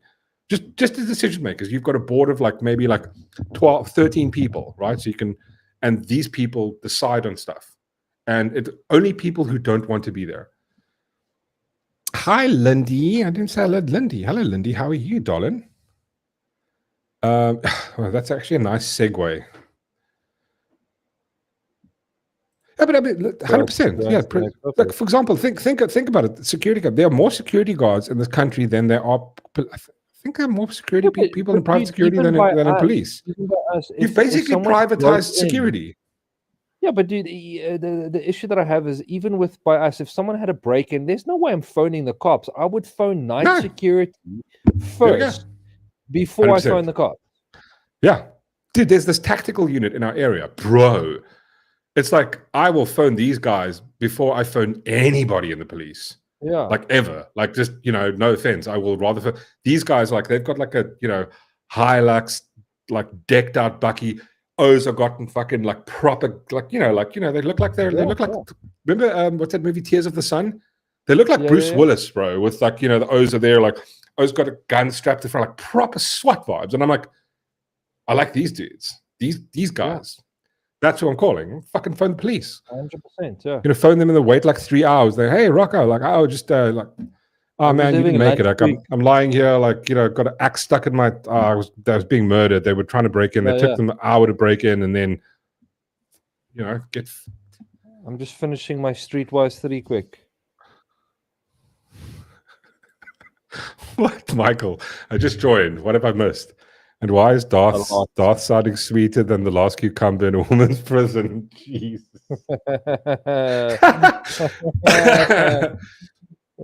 Shit. That's a great. See, this is the type of things that I remember. Like, that's what I'll do next time. What Reep said here: tell the cops criminals blew up your safe and there's money everywhere. They'll be there in no time. 100%. Just do that. Yeah. This is also the thing, is like, because I've heard these stories about people that have like the police, like they come in, there's a dude, the guy turns, you shoot him, you'll get into trouble. So, you're gonna have to do it, and the wife's gonna have to take it. I would just go, listen, babes, you're gonna have to hold it, like close your eyes, and then I'll just punch her, like kind of break her nose. Then she hits me back with like a pan or something, where she breaks my nose, and then like I'll do like do something like like some. Where it looks like she's almost been assaulted. No, but dude, I will do that. Just on that logic quickly, like that is the extreme that we're at. Yeah. A guy breaks into my house. Yeah. He's there illegally. He's not supposed to be there. What context matters, though, it's not just him breaking into your house. This is not America. He's breaking into your house in a country where there's 80 murders a day and 160 grapes a day. And he breaks into your house, and he has more rights than you do. Exactly. Go fuck yourself, government. Yeah, that's how fucked up. That's why stand the ground law. You cross someone's boundary, he has the right to fucking shoot you. Dead. Like, shoot you dead. Like, listen, you have taken. Oh, do you value your things more than his life? No. He values my things more than his life. 100%. 100%. I don't care. I'm sorry. It's like you can't have this upside down world. It's insanity. There's this thing, a very simple principle. I don't go into a bar, go have a few drinks, and then pick a fight with the guy that's 4 times my size. Do you know why? No. Because I don't want to get hit in the face. Yeah, I don't want to get hurt. I don't do that. Yeah, no, because you can't do that in this country. It's like you like. People can't defend themselves. You can't even they go like, oh, you can buy a gun. I'm going, dude, I remember when I was younger, there was gun shops and stuff like this. I didn't even know that one exists within Cape Town. There is one apparently. I used to be able to drive around and go, oh, there's a gun shop. Don't see that. There's more like adult worlds than there are gun shops. Yeah. And it's like, so safety doesn't mean anything. It's like, okay, well, we put our safety into the hands of the people. The thing is, that's one of the easiest ones. You fix safety, you sort that issue out, you're going to fix a myriad of problems. A myriad of things. You can just it's going to self-regulate. You know what I mean? Yeah. In Washington State, from Slippery Pickle, in Washington State, you can still legally have a deal in certain. Bro, I'm down for that. That's awesome. Yeah. If 2 people agree on having a deal, they should be allowed to have a deal. That's the kind of world I would like to live in. If you go, if me and you decided right now, listen, I'm angry with you, you're angry with me, we want to settle this to the death, we should be allowed to do that. But what that's the kind of freedom I want. They should do it with those old school guns where you have to like put the ball in, put the gunpowder in, and then walk a couple of steps. Yeah. Take a couple of. What was that? What's that dude that? No, but he made a very nice explanation on that. But the thing is, what did he say? As he goes like there was it's a bit of his joke is regarding like gun control and shit like that, which I don't necessarily agree. I believe you're allowed No, to he's a pack whatever prat, you want, like. Yeah. But his argument for this particular thing was pretty cool. Like, you know, the guy pisses you off, you're like, I'm going to shoot you. So you walk back to the house and you start loading your, you know, you put the little thing down, you put the gunpowder in, you put your bullet in. And as you're busy doing this, you're going, maybe I'm overreacting a bit, you know, because it takes you so long to load the gun. You know, that type of scenario, which I thought, you know, was very funny. That would be cool, but you know what? I think, listen, if we both agree to it, like we should be able to choose whatever we want. Like if I'm gonna go, listen, I'm not into muskets. Let's have a sword fight. You're gonna, okay, cool. You're gonna listen. I don't really like swords. Let's have knives. And you're going, okay, cool. So then we flip a coin and we pick the weapon. Whoever wins the coin toss gets to pick the weapon they want. You know what I mean? And then I have to use that same weapon. Have you seen that? I think it's from that show, A Bit of Fry and Laurie. No? What's his name? The guy from House. What's his? Hugh Laurie. Oh, Hugh Laurie, yeah. And Stephen Fry, where they duel. Blackadder. No. Remember they did a show before they did Blackadder, where it's called A Bit of Fry and Laurie, something like that. I think that was afterwards. I think like the only stuff they were in was Blackadder. Yeah. No, I haven't seen that. This thing where they go, okay, you know, the guy's standing there with like a sword and a gun, and he goes, because they're busy dueling, and the guy goes, okay, cool. Laurie picks the sword, and the other guy goes, okay, I'll pick the gun. He goes, no, that's not how it works. The guy said, but I only have a sword, and I only have one sword and one gun. And then it's so funny. I have to go check that out. It's so good. What's a Tushin Koshma? What's a coin toss? Did I say it the wrong way? A coin toss. Sorry. I did not even register. I don't even register I said that. Did I really did I speak tarded? That's a new one. I've done it once or twice, but that's a rare incident. Speaking of the government being absolutely tarded, which brings us to this story, and this is so. So this is how my day started because of Ronaldo. So Ronaldo posted a video this morning, which is now again, like we've had Geordin Hill-Lewis going, like he's going, you know, commie, like he's doing that, and then we've got now the Minister of Communications, which is a member of the DA, deciding he's going to run with this draft bill that the ANC have. I think the ANC have had this one in the back pocket for ages. Now he wants to basically run with this. They want to now crack down on streaming services.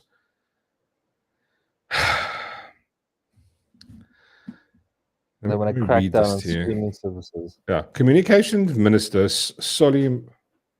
whatever his name is, Communications Minister Solly has published a draft policy on regulating media services in South Africa for public comment, which includes a proposal to set local content quotas on streaming services. Oh my God, for okay, wait, hold on. Let me just carry on reading before I just lose it. The draft white paper on audio and audiovisual media services and online safety. God, I love how they have to always include safety as if, you know, you guys don't have a clue what fucking safety is. 80 murders a day, 160 rapes. Shut the fuck up. You know nothing about safety. Also aims to address whether global streaming services like Netflix, Disney Plus, Amazon Prime are taxed disproportionately less than local broadcasters. What do you mean they're taxed disproportionately less? When I pay for my Netflix service, you take 15%. Why do you want to tax them more? What? I don't understand. Do they have offices in this country? They've got a bank account here. Just tax the tax. Take your VAT. Why should they be taxed more? They should just get, if they have a corporation here, then obviously if they're taking money from the thing, yeah, they should maybe be taxed like whatever the corporate rate is. Sure, whatever, but not more. Just the same. Just normal corporate rates. Asshole. Don't make it more. The policy includes a 24-month implementation plan, which with indicative timelines in 3 stages, which are not intended to operate independently, as some tasks in each stage can be carried out in parallel. Okay, gives a shit.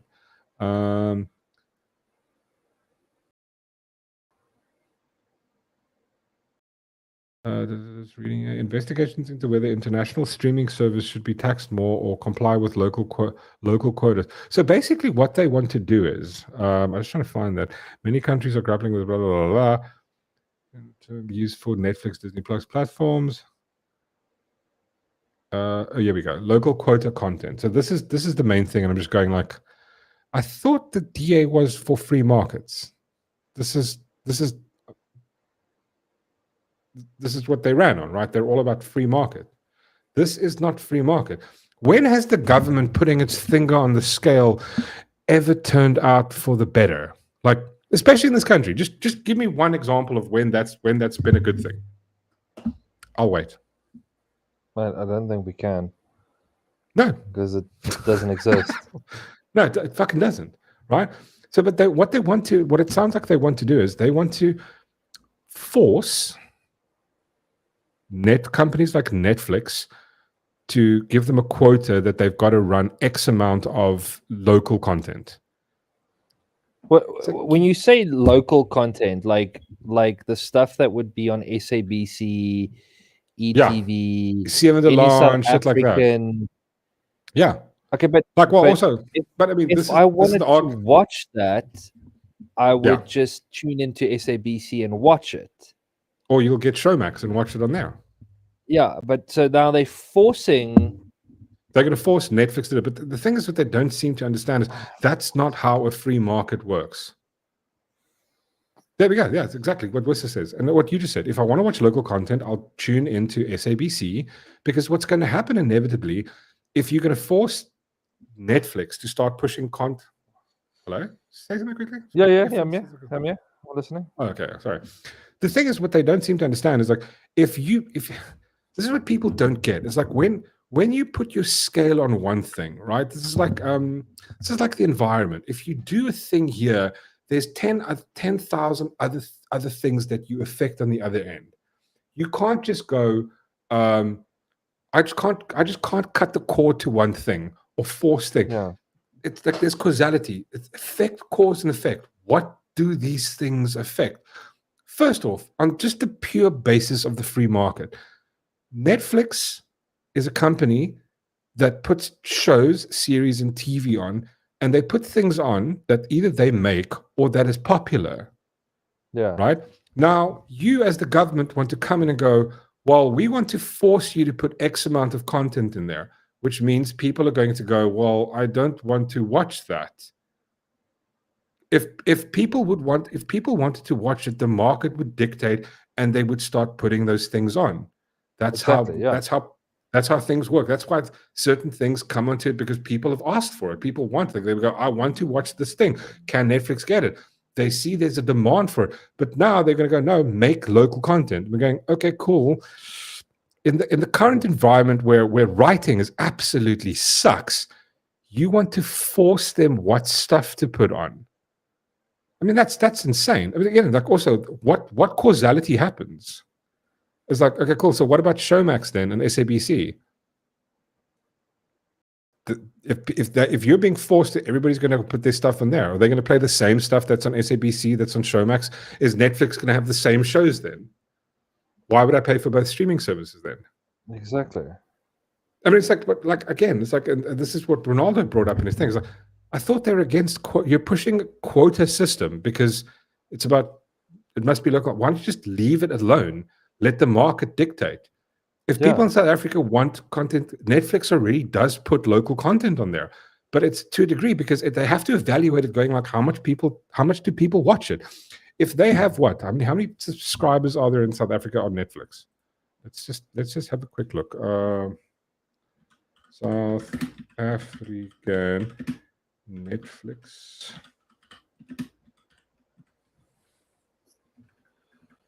Here we go. Let's just have a look. So, Jesus Christ. Netflix has an estimated 1.2 million subscribers. From South Africa. From South Africa, plus minus. It's one of the biggest markets for Netflix in Africa. Okay, but Showmax has, I think Showmax has some, DSTV, I think has something like a couple of, I think they're ranging about 10 to 12 million. And I think in the last year, the last 2 financial years, they've dropped like clothes. Insane amount of stuff because people no longer want to watch the content. I mean, AJM says there's so many Netflix shows are filmed in South Africa, so they invest employment here already. Now they want to force them into the main market, but the majority of the main market can't afford Netflix anyway. That's the thing. That's the problem. Like you can't force because it has an effect on other stuff. This is what they don't seem to understand. They're going like, well, the government just intervene.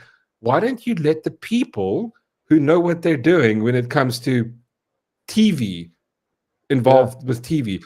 Just for a reminder, the Minister of Communication, that department are responsible for implementing a TV license in this country. TV license. You can't buy a TV in this country without a fucking license. What do you know about anything? The thing that nobody pays. Just why don't you remove that? They can't, because the thing is, all they are is money hungry. This is all they want. It's like all they do is they just sit there and go, oh, I wonder what we can fucking tax. That's what they do. Yeah. That's all they fucking do. You're not creating shit. What happened to the SABC's own streaming service? How much money is the SABC bleeding? Yeah, it's 1.2 out of, I think, 66 million. The majority of people are doing, like, I think you get DSTV mobile now, where it's like you can watch sport and shit. Like a lot of people in this country watch sport. But yeah, that was Netflix is not sport. Well. The majority of people watching DSTV is only for sport. Yeah. And then they've got SABC where these things on. Like, why don't you turn SABC into a monetized? I don't know, but it's already monetized. You know the amount of money people spend on ad revenue for SABC, and then the government, and then the TV license. I mean, like, I don't think they get much money out of the TV license thing. But it's like Showmax, you know. I mean, I just like you want to put your scale on the thing because here's a company that makes money. I don't know. It's insane. I mean, wait, here's a different stat. Sorry, I just want to see this one quickly because this one says, this is from my broadband where they go, Netflix. There are approximately 6.3 million South African residents who have Netflix in South Africa. So that's way different than the 1.2. The Market Research Foundation released, this is in 2021 to December 2023. This also could be people sharing. Remember that, Dothron? Yeah. When we were allowed to? Market Research found that I think 10.9 million South Africans have access to YouTube. So it's like the market isn't, well, I mean, like, it's like almost like, let's say it's double, right? But you want to put the scale, you want to put your finger on the scale now and force them to push content that doesn't get watched. And then what? So if the only reason they want to do it is if they don't do it, then they can fine them, right? So the government can score money out of this. I mean, this is, again, it's like all this is just a money-making scheme. Yeah. I mean, I don't understand. Oh, shit. I mean, it's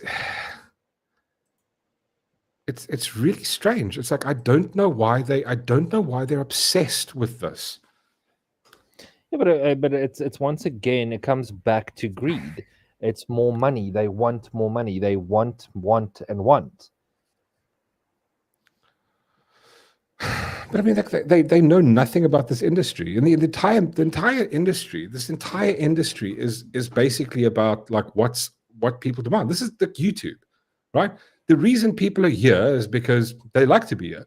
No one's forcing my content. I don't want the government to force my content on people. Like, you can watch it. It's the freedom of choice, and that's the model.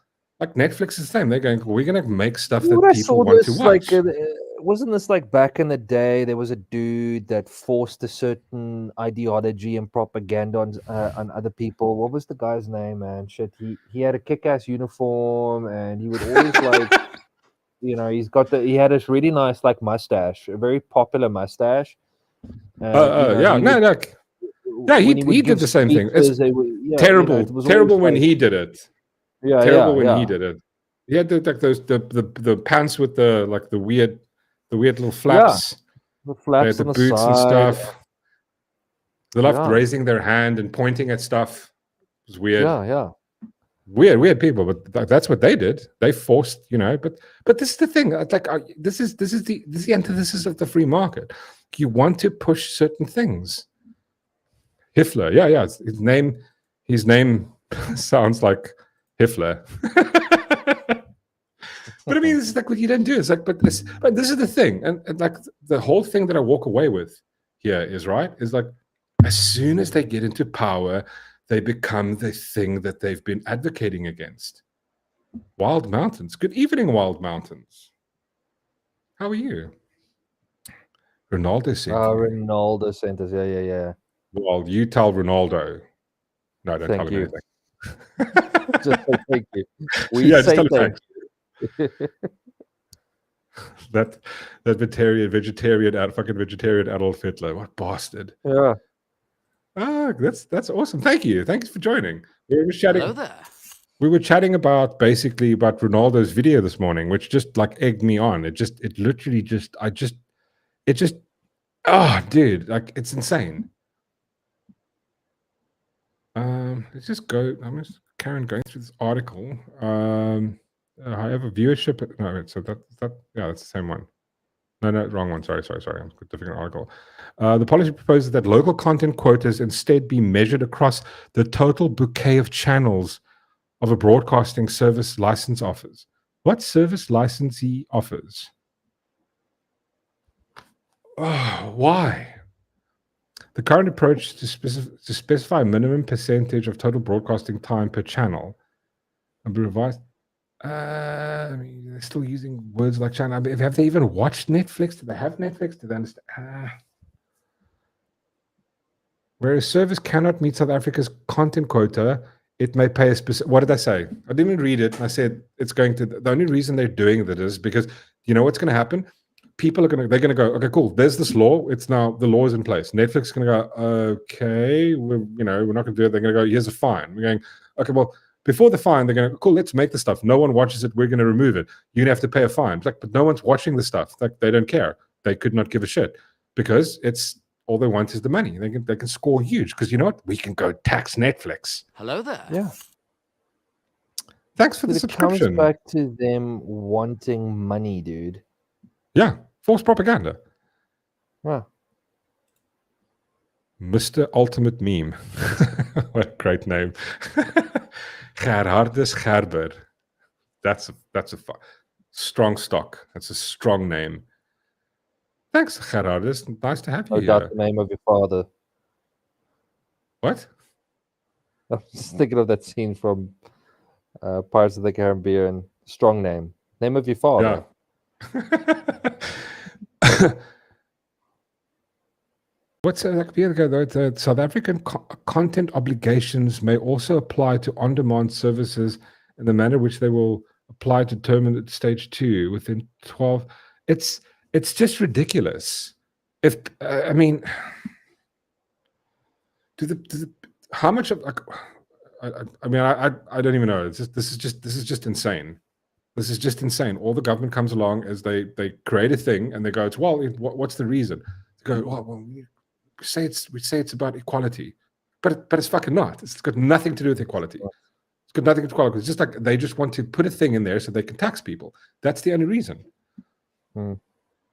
Netflix Michael says Netflix is the largest employer in SA film industry. They also gave the film crew relief money during the spicy coffee years to keep them around. Big L for SA again, yet again. Yeah, no, it's like you're forcing people and they go, listen, we're just not going to comply with this because because our content is based on what people watch. So we're going to put it up on there. So what? I mean, but the problem is that what they want to do is Netflix can't just put your show up. They have to pay the licensing rights to air that show. So basically, the government is forcing Netflix to pay a shitload of South African companies money. And at the same time, the people aren't, say, interested in said content because said content can also be watched on fucking Showmax or SABC, or they've got completely new stuff. So now you're basically, all the government is doing is they're taking a gun out, taking a shotgun, sticking it up Netflix's ass and going, listen, you better pay to create stuff in South Africa, and then you'd better pay the licensing to the people who made it, or, you know, or buy the stuff or make it, put it on here, and then you have to have X amount, 20% or 30% has to be this. And if you don't then air it, if you don't put it on there, we'll pull the trigger in fines. I mean, that's ridiculous. It's like, that's the DA. That's the DA. That's the dude from the DA. Remember the DA that supports free markets? That's them. Yeah. That's just, it's madness, man. Oh, God. Like they're becoming worse and worse. And Ronaldo sent everyone to the wrong link. There are 63 people waiting for a stream scheduled for 3 days from now.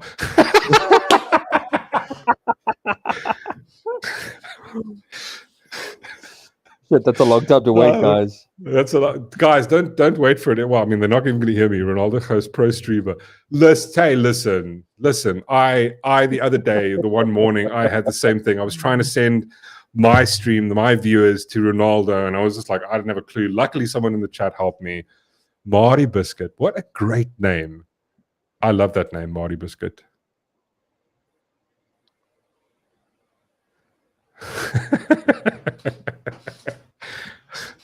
Listen, it's the thought that counts. Ronaldo is an absolute legend, honestly. Absolute legend. Peter Savenga, how are you, sir? That is really funny. That's ultimately funny. What a legend. I mean, dude, listen, he's been streaming for a couple of years. Let the guy make a mistake one time. Come on, man. I mean, it's not like he makes mistakes. I mean, listen, this is the second mistake I'm going to forgive him for this year. Sick. That's the first, the DA thing. The first thing. Well, the first thing was the fact that he became a parliamentary member. Well, actually, but you know, and to give him props, like he got out before this shit happened. I know. Wait, hold on. Is your screen glitching as well? It was early on.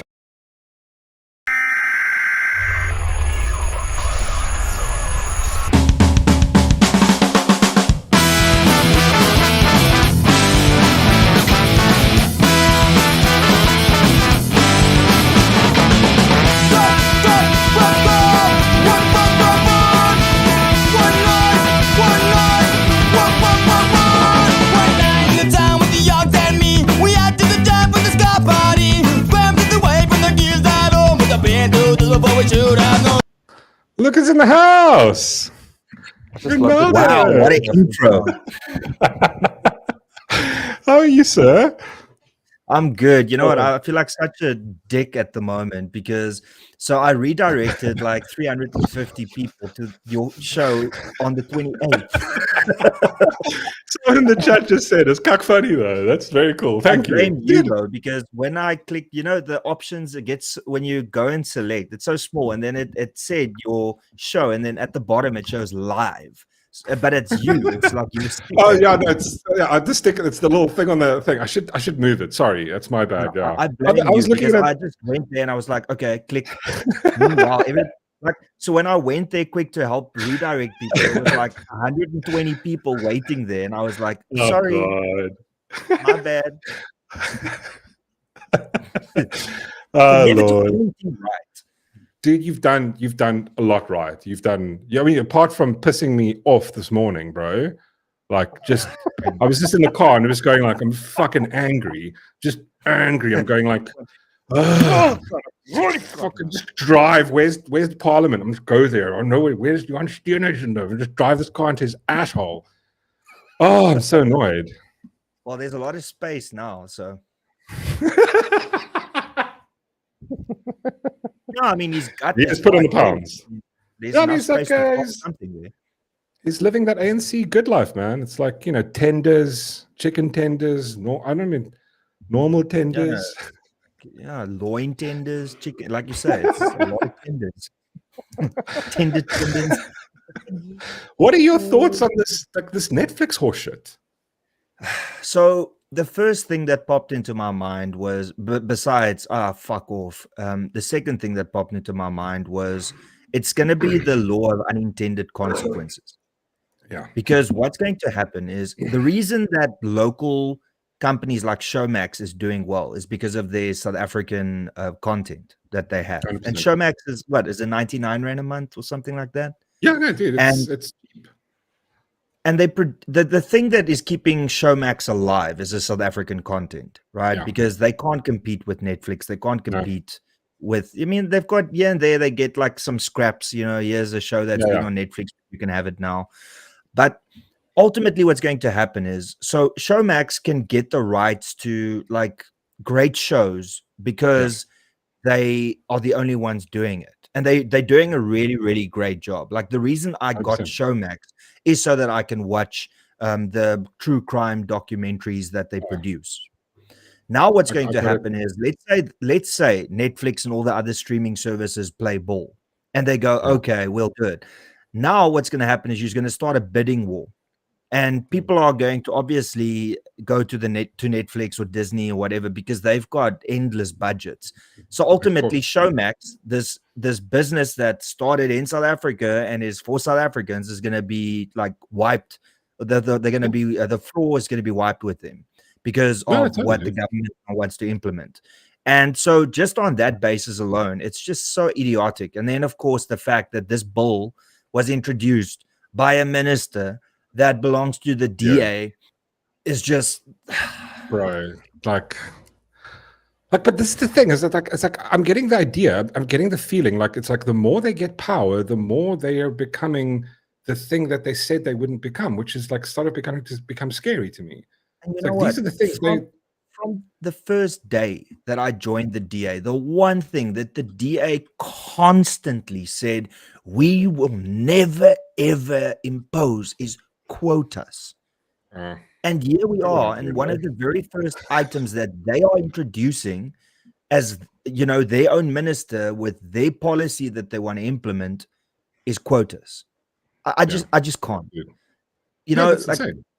I'm sorry, but if you tell me that I'm a bitter X, then there's something wrong with you as a person. I'm not past that stage of even accepting that insult, because we've reached that point where it's just batshit crazy. No, but how dude, like, listen, you're not a bitter X. This is the thing. It's like they have changed, not you.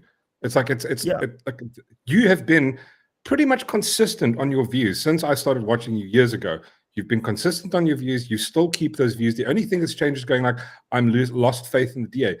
They are the ones that change. As soon as they, I mean, we just made a joke about it. Johan Steenhuisen literally changed in weight size as soon as he became a minister. And they're going like, that's not a good look. I mean, but that says one thing. That's almost like you can see that it's oh, well, you know, he's getting to charm more. He's getting like he's living the sort of good, cushy life now. And it's like going, now they push policy. And it's like, we can see they're changing. So what also gets to me about the John Steenhuisen thing is that we know the stereotypes.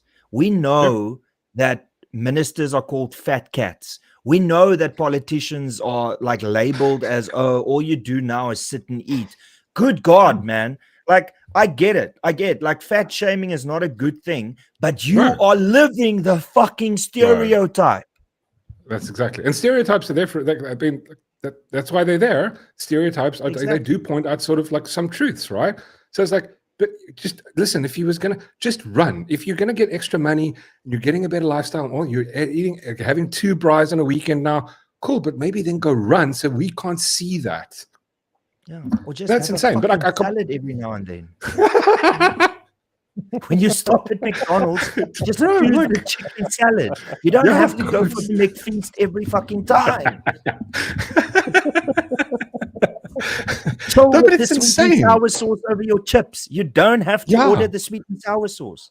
But I mean, it's not going to work. I don't think it's going to fucking function. I mean, listen, you said you got Showmax. The only reason I got Showmax was because I have this weird fetish for December's where I watch the Real Housewives cock, because it's like that's the only drama I'm into. Like, but not like a lot. I was like, we were bored, we were nice, and we're like, let's get Showmax, and it's like that was fun. Like, I mean, but then they've got great documentaries on there, dude. That's like one of the cool things, and there is content. Like, one of my favorite documentaries that I've ever watched, period, is called Donkerland. and it tells the tale I haven't seen of it. when Writing it the down. Anglo-Boer War ended, and then how one of the Afrikaners decided he was now going to go and plot his little land, or find his land, and then start a farm. And then the series is every episode, it's a different generation from Oh, him wow. that's living on that farm. And Oh, then wow. it hits even the apartheid era. And then it's brilliant. I would highly recommend it. It's No, called dude, I'm Donkerland. totally like, just open it up. I'm going to go watch this. Thanks, dude. That's amazing. No, but this is the thing. It's like they don't seem to realize that this will affect the thing. It's like they just and like I saw now, I looked through the article and I'm going like, oh, that's like the thing is like there's going to be a fine if you don't. We're going, but the thing is, it's double thing about because remember, Netflix is either going to have to buy content from here, and to put it on their channel, they have to license it then. And at the same time, if they don't, then they get fined by the government if there's not enough. The quota system. It's like it's just God. You guys are becoming the thing that you've advocated against the entire time. And what's even worse is the fact that Netflix, like for anybody that enjoy, or you don't even have to enjoy anime. If you've watched One anime. Piece on Netflix, Yeah. 90% of that show was shot in South Africa. Yeah, no, exactly. And they did it there by the They where they did the pirate stuff. Just past the harbor. Just past the airport. Yeah. The same place they shot the what's that pirate series that was Black Sails. Same place they shot Black Sails. Yeah. So I mean, bro, my brother works in that industry, and he does like sets and props and stuff that for the industry. So I know I've got an insider on how many like jobs they create. It's like hundreds of jobs per show. Millions invested in not only the local economy but also in South Africa, and they're not happy with that. Like, no, of course not.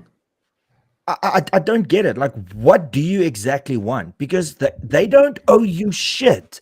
If they pay taxes in South Africa for existing, that's enough. Yeah, but exactly. 100%. To come with these requirements now, what the fuck? Anyway. No, it's madness, man. It's like why are they putting their scale? They're putting their finger on the scale. Think of other ways to make money. It's like they just look at Netflix, go massive company. How can we get in on the action? And it's like, okay, you're gonna do this quota system. Oh fuck my life, honestly. I don't know. It's reached that point of absolute absurdity, man. Where South Africa was like, if you just think about South Africa, we had the first successful heart transplant in South Africa. Right? Yeah. We had our own nuclear bombs. Yeah, no, we did. Yeah, dude. The Rooivalk, bro, one of the best helicopters in the world, is invented and designed here. Yes, the Rooivalk. What's the Rooivalk? Yeah, what's the Rooivalk? Yeah, the people that we have, like Elon Musk, like South Africa, and as I don't like her that much, but like Charlize Theron. Like and she one of the best actors. She won a Academy Award. So we've got all the talent here in South Africa, but we constantly want to leech off of other companies and other countries and what they do. And also the thing is, it doesn't make sense because it's like Netflix puts on so now you're being dictated to put on. Say hypothetically, it's 20%. They're going to pay the stuff, and then no one watches it. Then what? I mean, like because that's how the market works. The market. And this thing, this will happen naturally because if you have between 2 and 6 million subscribers for Netflix in South Africa, if people want to start watching content there, and that's what they're doing. Netflix is slowly putting on South African content. Every now and again, it's like, oh, there's South African content on, and I go, oh, this is now ranking number 2, it's ranking number 3. The market will naturally dictate that. You don't need to put your finger on the scale. It's just stupid. Yeah. What was that one Netflix show? Was it like Kings of Joburg or Kings of something like that. Yeah. No. That was something like Kings of. I actually didn't watch it. I would recommend. Kings of Joburg, brilliant show, and that didn't take any initiative, or being forced to do it. But what's going to happen now is Netflix. Let's say it happens, and they agree. The easiest thing that they need to do is a reality show. So then it's going to be like, I don't know, the Housewives of Makwekwe, or some shit like that. But I'm not interested. And the reason for that will be because they'll look at what is the racial demographics of South Africa, and then it'll show, oh, it's 88% black. So of course they're going to create something that and eventually we'll end up with shit that I don't want to watch. And and I'm pretty sure most of the black individuals don't want to watch that shit either. So they're going to just do a box ticking exercise. It's not really going to help anybody. And then we end up in a situation where nothing has really changed, except now Netflix feels that they want to leave South Africa. Yeah, they're just going to go, listen, we're not willing to do it. But I think you said on your video this morning, it's going like, we're just going to get a VPN. Fuck it. It doesn't matter us. We'll just get a VPN they know and still carry on paying for it. Yeah, no, exactly. So they don't all care. Netflix will do, Netflix can literally just circumvent the system if they want to, but they are ethical and they're like, okay, we will do South African shows. We will pay our taxes in South Africa. But now the government's like, oh, that's not enough. Netflix can, any of the streaming services can literally just go, oh, okay, we're pulling out of your country, knowing full well that every single person will just get a VPN. Yeah. But look how quickly they did that. Remember when the whole war, Ukraine-Russia war, Netflix, Amazon, was it Netflix and Amazon just went, no, we're not, no more service in Russia. I think that's what they did. Yeah. A whole bunch of companies just went, nah. How many subscribers does Netflix have? I checked. I saw two. One said, so my broadband said something about 6.3 million South African residents who own Netflix, who own it or watch it. So, because it could be sharing accounts. So AI on Google says in worldwide, 270 million paid memberships worldwide. Jeez, that's why the DA got this idea. They saw that. In South Africa, I just want to check. They went 200 million times $10. It's like, okay, we're gonna find them. While Netflix doesn't publicly release exact subscriber numbers for South Africa, estimates suggest it has around 1.8 million subscribers on the continent. In South Africa specifically, estimates range from 1.1 million to 3.6 million. Okay, this thing is, see, I've got a broadband article here from Netflix and Showmax Showdown. So they go, there are approximately 6.3 million South African residents who have Netflix in South Africa, according to data from Market Research Foundation. But I think it's I don't know if that's true. Is that how many people actually watch it? Because people share accounts. Yeah, I think that's everybody that joins probably. I think let's be safe and let's call it 2 million. So I would say 2 million. So here's the argument. Okay, will Netflix bend over backwards to a country that is providing, well, let's say 2 million. So 20 will be 10%. 10%. 200 will be 1%. So we are less than 1% of Netflix's viewership. I don't really think that they'll care if they had to leave South Africa. What's the Netflix subscription? Like $100, right? Let's call it on average. I've got the little one where you get 140. Yeah. So if you got about 120 rand times 2 million, that's 240 million South African rand. Divide that by call it 18. You're looking about, they're making $12 million from South Africa, which is like, we want you to create $100 million show about the Real Housewives of Makwekwe. By the way, I don't know if Makwekwe really exists. But the thing is, Netflix can do it, right? They'll go, okay, cool, sure. But Netflix dictates costs. So they're going to go, okay, cool. Well, these people want X amount. They're going, listen, you can have your show on Netflix. You're going to have access. It'll be it's not going to be worldwide access. They're going to go, okay, cool, you can watch it. And then, we're just going to go we're going to pay you fuck all for it. You're going to be on here or you can't. I just visualize their board meeting, right? So they've agreed. So, okay, some of the guys flew in from the United States and now they have their first meeting after this policy has been implemented. And they're sitting on that side and I am now this person that's pitching them to. All right. Okay, my boys, how's it going?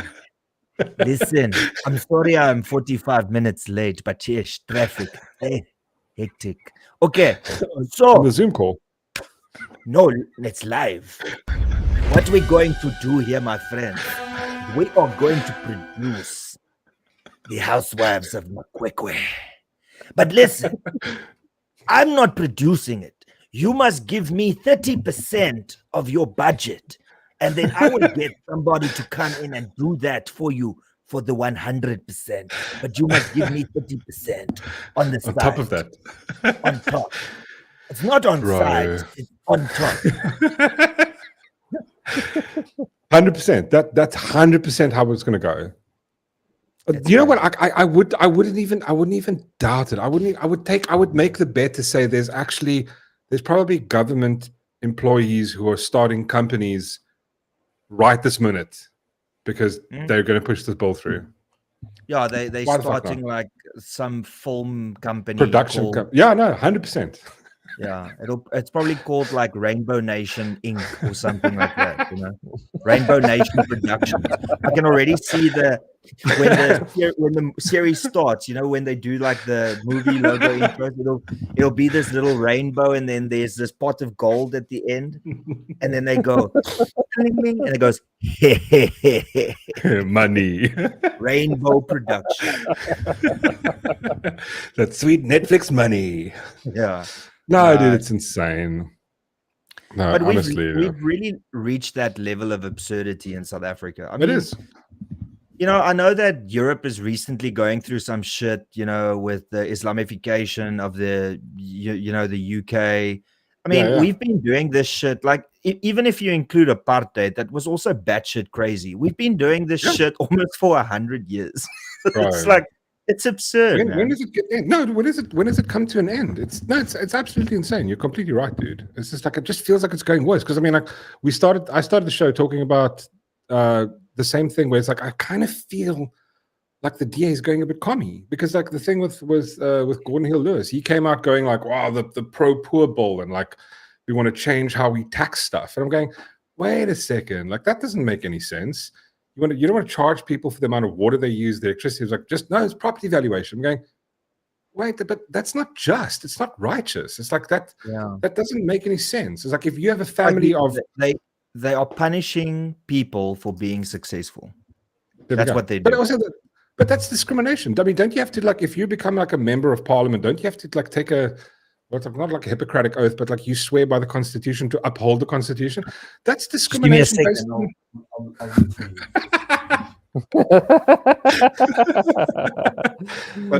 Oh wait, no, I actually have one. Oh, fuck me. Wait, I actually have one.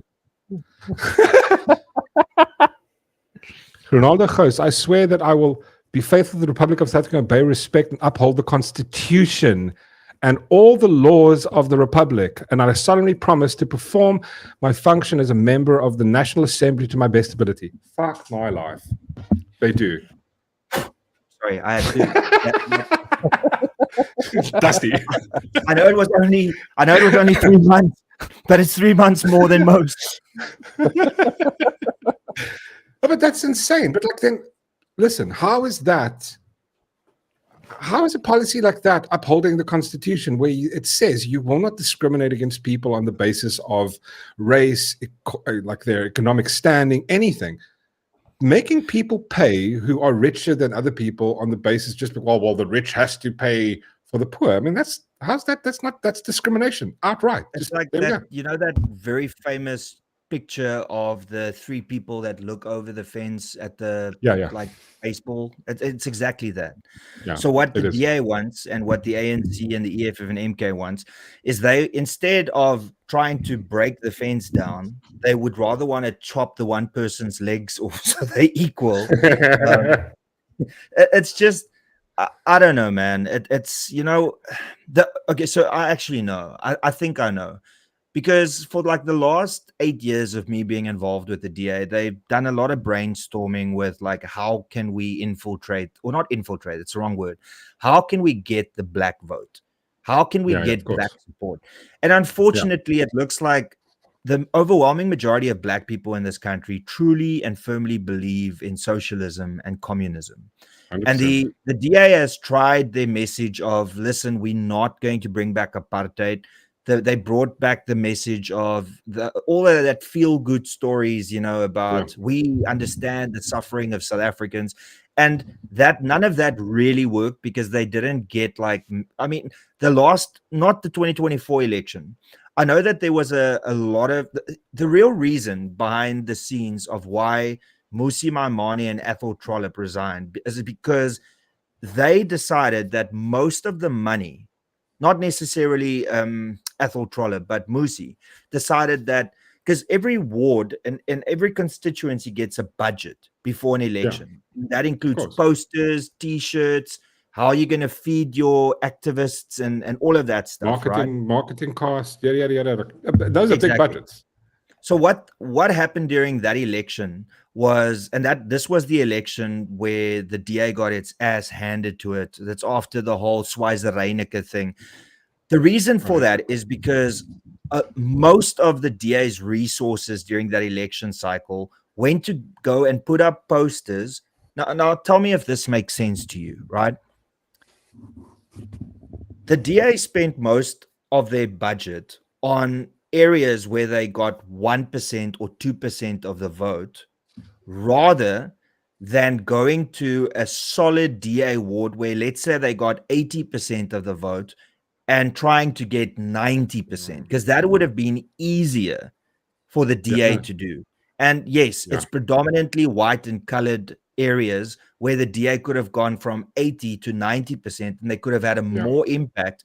But they spent most of their budget and most of their resources on the 1% or 2 or 3% wards or areas. And that is pretty much the leading to the point now where the DA is now once again testing that waters. It's like they didn't learn from the Musi Maimane era enough. Now they want to replicate it. And sorry, I'm speaking a lot, but this is the last thing I'll say on this.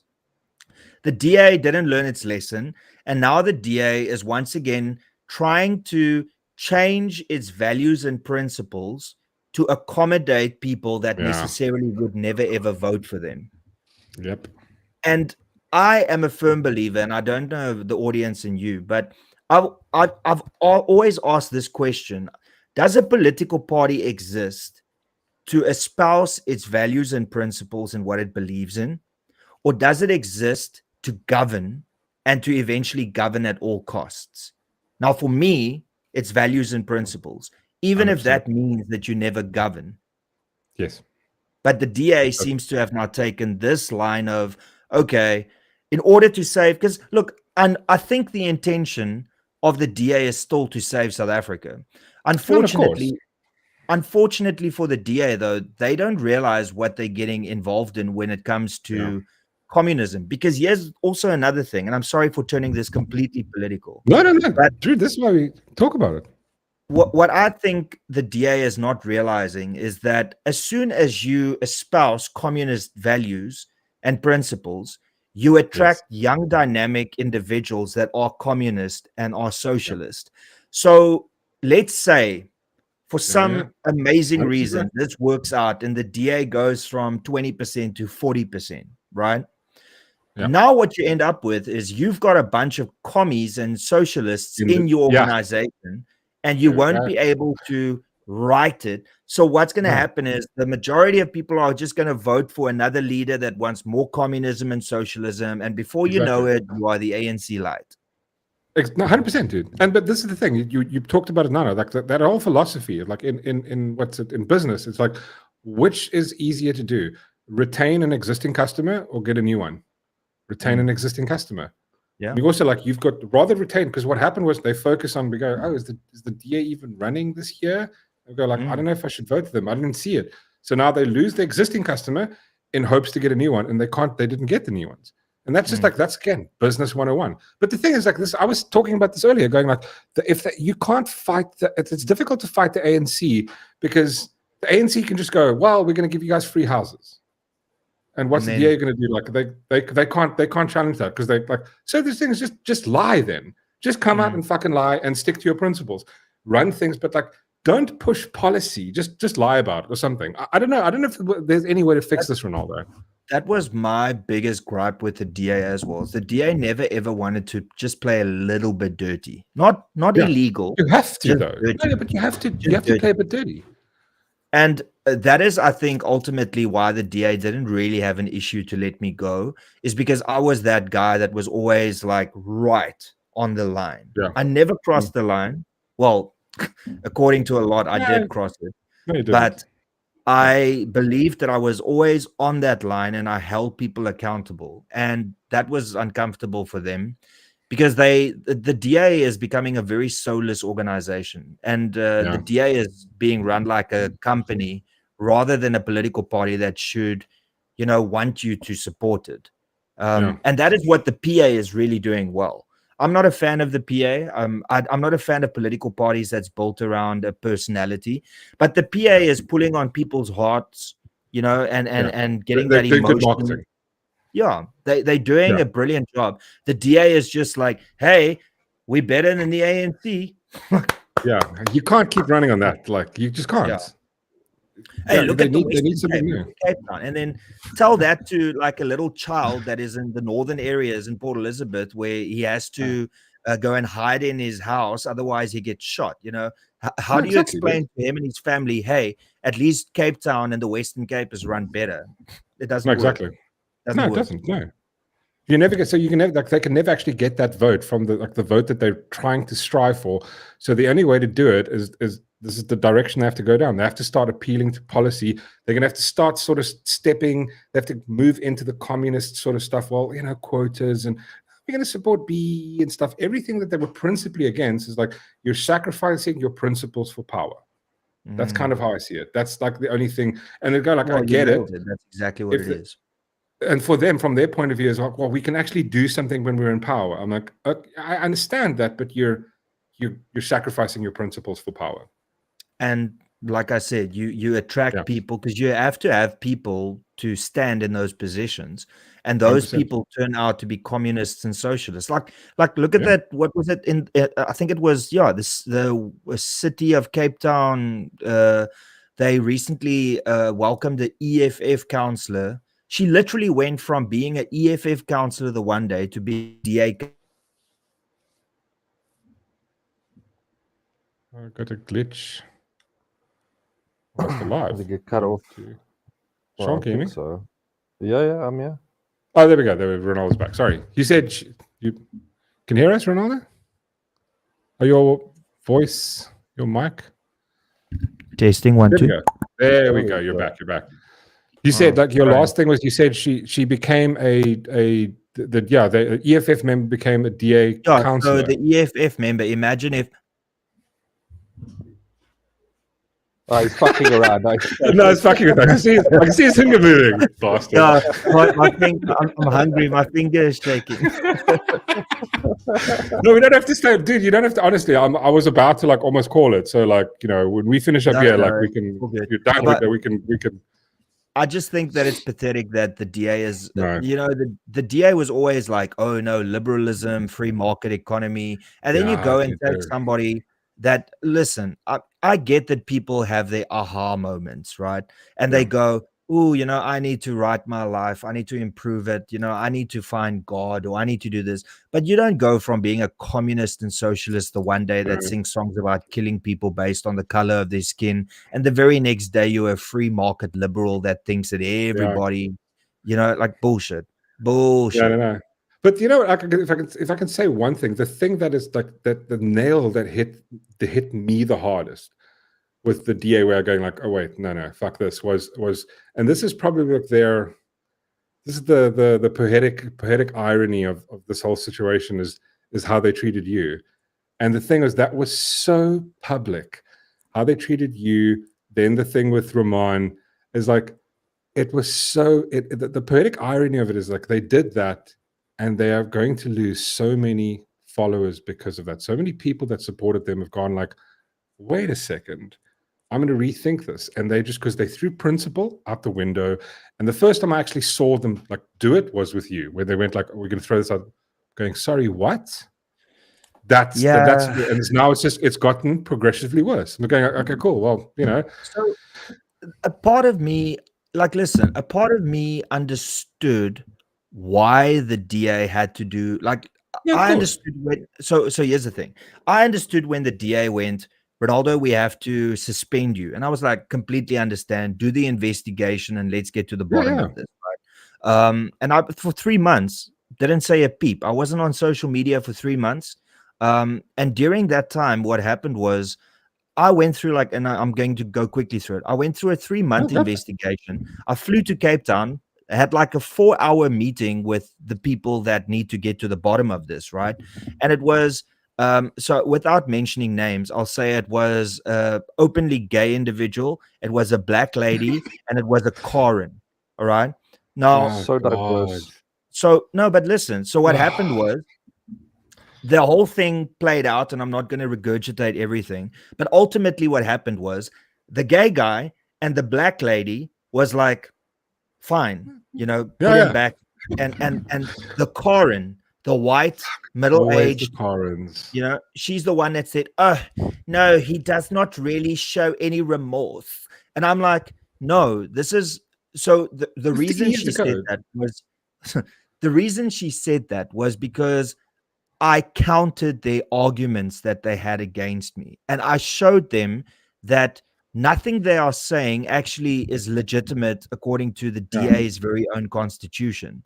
So because I pointed out their flaws in their argument, and after I've said many times, I would never use those words today. I used it back then for various different reasons, hyperbole and all of that. Legitimate reasons, ultimately, remember, I had to prove to them that the complaints laid against me didn't hold any water. And I did that. I proved to them that I discussed these videos with the DA before and that it was dealt with. And once it's dealt with, you don't have to go and declare it every single time. But then her argument was, because I'm debating and arguing against these allegations, that's me showing that I don't have any remorse. Anyway, fuck that. Even after that, they said, okay, we find you guilty. And I was like, oh, fuck, okay. And they said, but you should be reinstated as a member of parliament, and somebody should watch his social media, or he should post, he should consult before he posts on social media. And I was like, okay. But then the federal executive just decided in one day, they decided, no, terminate his membership. And I was like, okay, well, dude, fuck you too then. No. See, that's the thing. And like the fact is, if I told you, I did launch a PIA application 20 days ago, because the one thing that they didn't want to share with me is how the federal executive, the people that ultimately decided to terminate my membership, they haven't shared what led them to overrule the Federal Legal Commission. And I asked Helen, actually, because I sent her an email and I said, hi, can you please share the minutes with me? Because I would like to know what exactly in my arguments led them to go to termination. And then they pretty much, and this, I think it was a spokesperson responded and said, oh, you're not privy to that information. I was like, well, it's got to do with me. And you are the ones that decided to not go with what the legal commission told you to go with. So I think I'm privy to that info, but I was so hurtful at that time, so I just left it. But then, so you've got more, you can get with the PIA application, you can get any information. So I've launched the PIA application now to say, hey, I would like the documents, please. I haven't received a response yet, but dude, I doubt they have any. It's probably going like, well, just one of those info. Yeah, dude, I doubt they have it. Now they probably have to like fake them to go. Well, unfortunately for them, I know exactly how the process worked because I sat on it, and they record every meeting. Bro, no, you should. But I mean, dude, it's better that you didn't. Actually, like I keep seeing this as a blessing in disguise, where it was like, I like you more then, and I like you more now. Like, thanks. Like, dude, you'd make so much more. No, but dude, you make so much more of an impact on people than to being on that side. Like, this is the thing. Is like the problem. I always thought about it like this: is like, as soon as even though you were a ward councillor, you weren't like them. Like you were, you could still make a voice of reason. The thing is, the problem is, as soon as you become like your member of parliament, you're going like, wow, he's just saying what the party is telling him to say. I can never say that about you now. It's like going, you're saying it because you think it's true. That's the thing. It's like and that's the thing. It's like you're much better, like, and you're going to do much more than fucking being a member of parliament. Fuck them. Fuck him, dude. Thanks, man. But I have to say, yeah, with time, I have realized that this was a blessing in disguise, and it would have been a lot more bitter for me if the DA actually still stuck with their values and they did relatively well. Then I would have been like, fuck, man, you know, that could have been me in Parliament making a difference. But of course. like at this rate, like. So I would have had, and the people on my channel would be able to attest to this. I've always told them the truth, even if sometimes I had to talk badly about the DA. I don't know. I would have either lost my job as a member of parliament, or I would have lost the faith of my subscribers if I still had to be a member of parliament. And I would not have been able to give up, you know, YouTube. I would not have been able to have this voice that I have. So I would have either been fired or I would have been resigned for the or would have resigned for the stuff that I said. But the fact that they asked you that, because that was one of the things that you just mentioned it now, like they were going like, if we maybe reinstate him if he doesn't, you know, speak publicly anymore. The reason they got you is now the reason they don't want to. Like, bro, that's just stupid. I would never give up your freedom to make content because of like a political party, and that's why I think you're better off now than you ever been, dude. I mean, and you're just growing. Fuck them. The good thing for me though, and a lot of things that people like sort of made a joke of is, oh, now he's missing that salary. And it's like, the good thing is that I never did it for money. So, I mean, I always had my way of, you know, I have a business and I've got other ways of income streams. You know, I deal in drugs and prostitutes. Oh, sorry. So, and also like, apparently I heard this. This is just only the people watching this know this now. Apparently, you can buy an N-word pass from Ronaldo. Yeah, I heard. It's very, very just, you know, you have to speak to a guy that, you know, but you know nothing about it. Yeah. I mean, talking cock of a god. There is this running joke that I'm the only white guy that could use the K word and have not been completely cancelled because of it, you know. And I'm like, it's not really an award I want. Dude, you know? I mean, it's like, listen. I will never back down on my opinion on that. I will fucking never back down on it. I will keep it to my grave. I will never back down. I think what you said was justified in the context you said it, and no one can convince me. There's no rational or logical argument anybody can make that can change that. They can fuck right off. No, there's no way that you can make an argument that can justify how what you said was wrong. Like then by that same measure, Quentin Tarantino needs to go to jail when he comes to South Africa. Yeah, look, the good thing is, like, you know, through my journey and growing, I mean, I made like all my videos. Most of my videos I kept up. I mean, obviously those videos I deleted because I knew that it would be used against me. But it's like no, of course. And at the same time, if I made this video, I would have done the same thing, going like, wait, hold on. That was younger me. You're going like, I had to change. Like it's still, even though I 100% still agree with you, it was rational.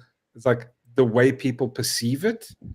You can't control stupid, and you know pretty people much are going exactly to use how IOL used it is why I 100%. deleted it, because they took 6 seconds and that's all that they ever aired to everybody. And that's, strangely enough, even now, with all these media houses knowing the full video, none of them have updated any of their videos that they posted. They still have only posted that 6 or 7 second clip.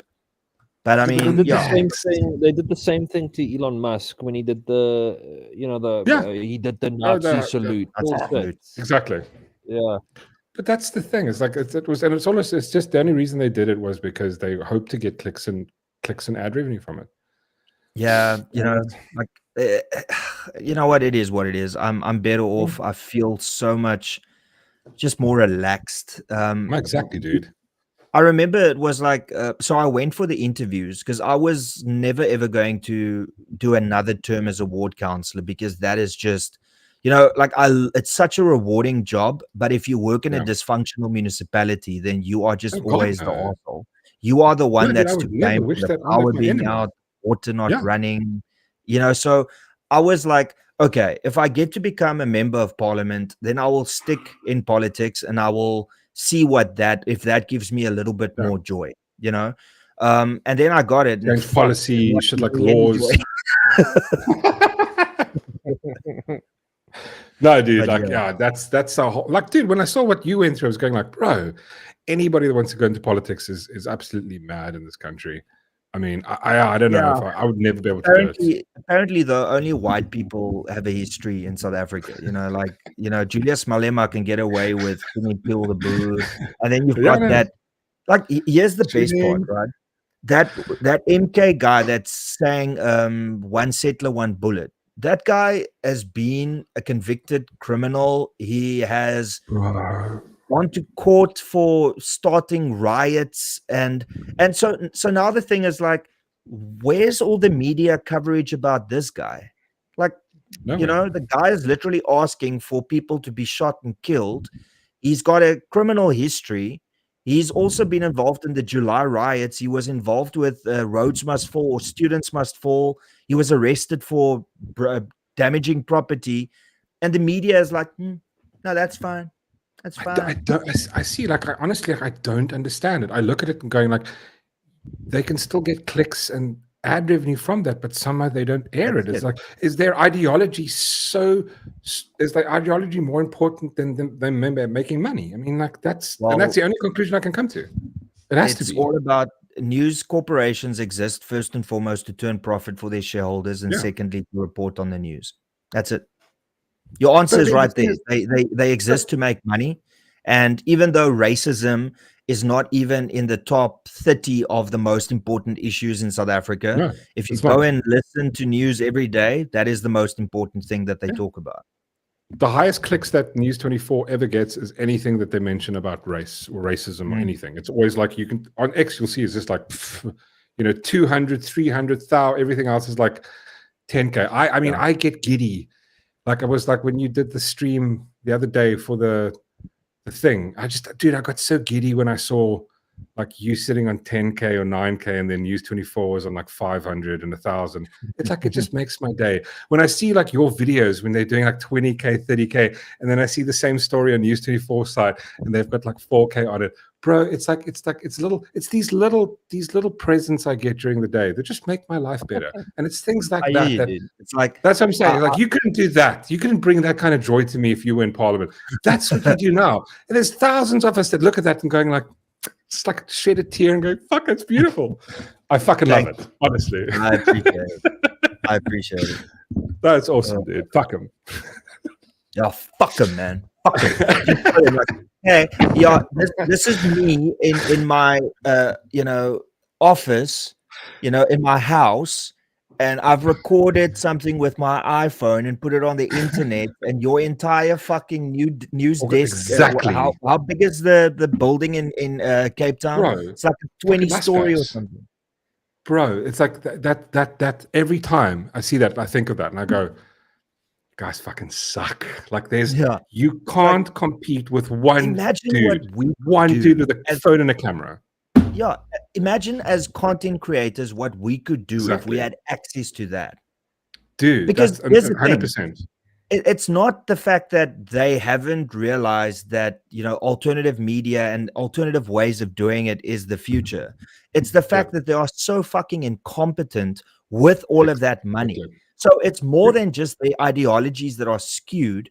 It's also the fact that they have all of these resources to create. They can like today sit around a table and say, listen, guys, I think we need to do a podcast on X, or like, oh, not X. We need to do a podcast on a topic.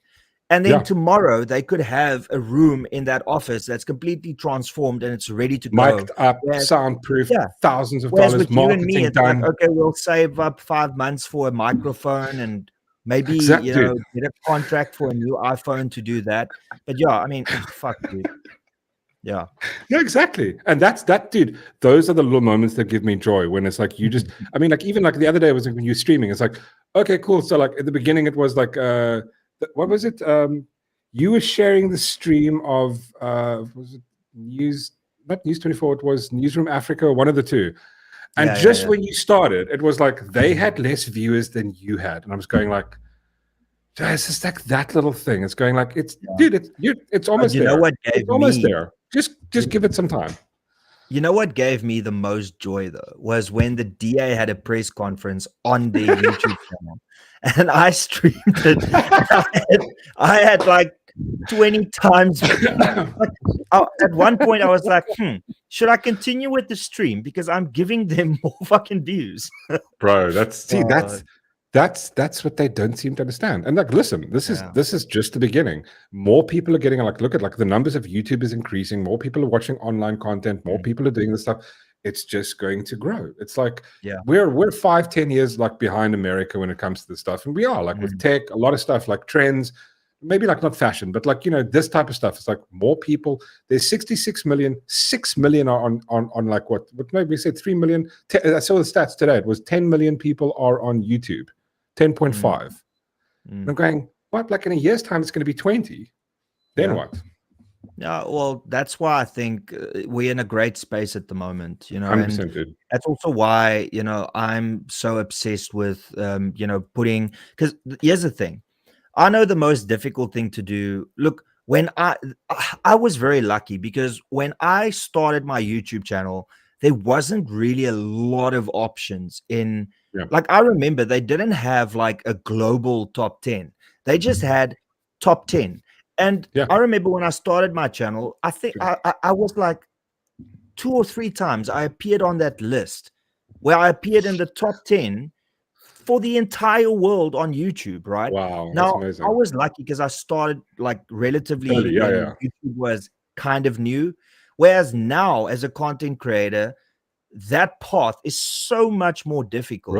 And that is why like I love giving or sending whenever I fucking remember to send people over to you, because I know like appreciate it. If you had to start the same time I did, you would also easily be 200,000, if not more, easily. But it's because it's so highly competitive for YouTube to give a recommendation or to use the algorithm in favor of somebody. So that's why I think all of us just need to continue to promote one another. Exactly. And I keep saying that to like people in the chat as well, going like, listen, support friends, support.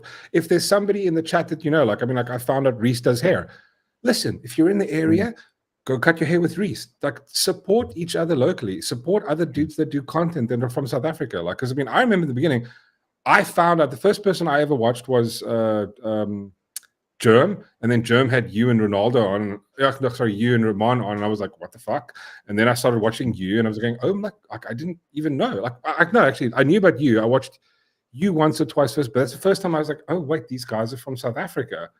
Like they're talking about politics. This is the shit I'm interested in." And I started watching you guys, and it's like there was only 3. I didn't know anybody else. You with Germ, by the way. It was actually fun. It was quite cool. It was rad. Right? No, he's dude. Like the problem is like, and we were talking to him about it. Going, there's so many things I'd love to talk to him about. It's like, but you kind of can't. Like, because it's like I love conspiracies. I'd love to just discuss it. It doesn't mean I believe any of them. I like to talk about it. Like like aliens, and then probes in the bum. You just talk and you want to find out maybe there's something that's in there that'll make you go, oh, okay, think differently about something. Yeah.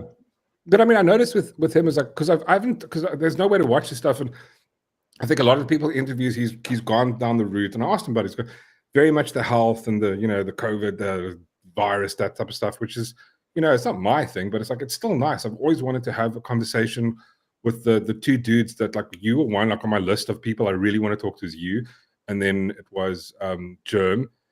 And then I think I've got like Sargon of a card I'd love to talk to, and then I'd love to talk to like Andrew Wilson. You know what I mean? Like that's like my list of like just my small list of people I just love to want to talk to. Like these are the people that inspired me to make content.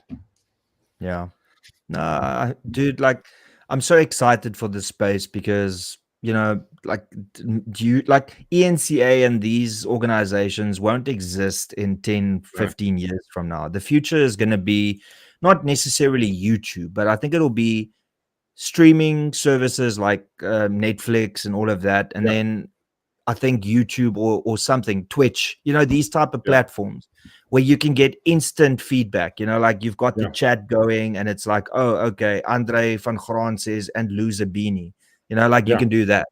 So yeah, people are into that, and they want to but also like people want that sort of long form content, because like I think it's splitting now. You've got like the people who want short form, like 15 seconds or 30 seconds. Then you have the people who are like on YouTube, where YouTube is becoming more of the long form content. Like I want to watch somebody have a discussion, whether it's an hour or two. That's the thing, because you can get into like the worldview, like this is like Joe Rogan, like 3-hour conversations. Like, oh, okay, you get down a road of like, oh, this is what the guy thinks, this is what he believes. There's more to it. People are into that. Like it's like watching a movie. I'd rather do that than watch half of the dumb shit that's out there now these days. Exactly. It's much more fun. Yeah. No, I fully agree. And on that note, my stomach is starting to growl like crazy. Yeah, no. I also have to go, so I'm just going to end it here, and then I'm going to say bye to you after.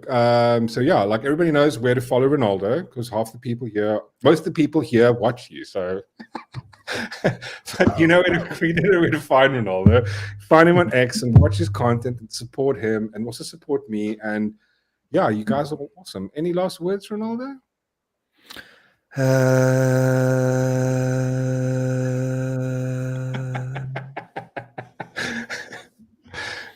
Ploeg diep en saai op die walle. Joshua, anything from you? Been very quiet. I love titties. Who the fuck was that? Is Darshawn here? He's always here. He's a silent creeper. He's always just shit. I didn't even know he was here. No, I'm joking. Yeah, I did. But he's not always by himself. Well, thanks so much, everybody, and we'll see you guys on Monday night. Thanks, Ronaldo, and cheers. Peace out, people.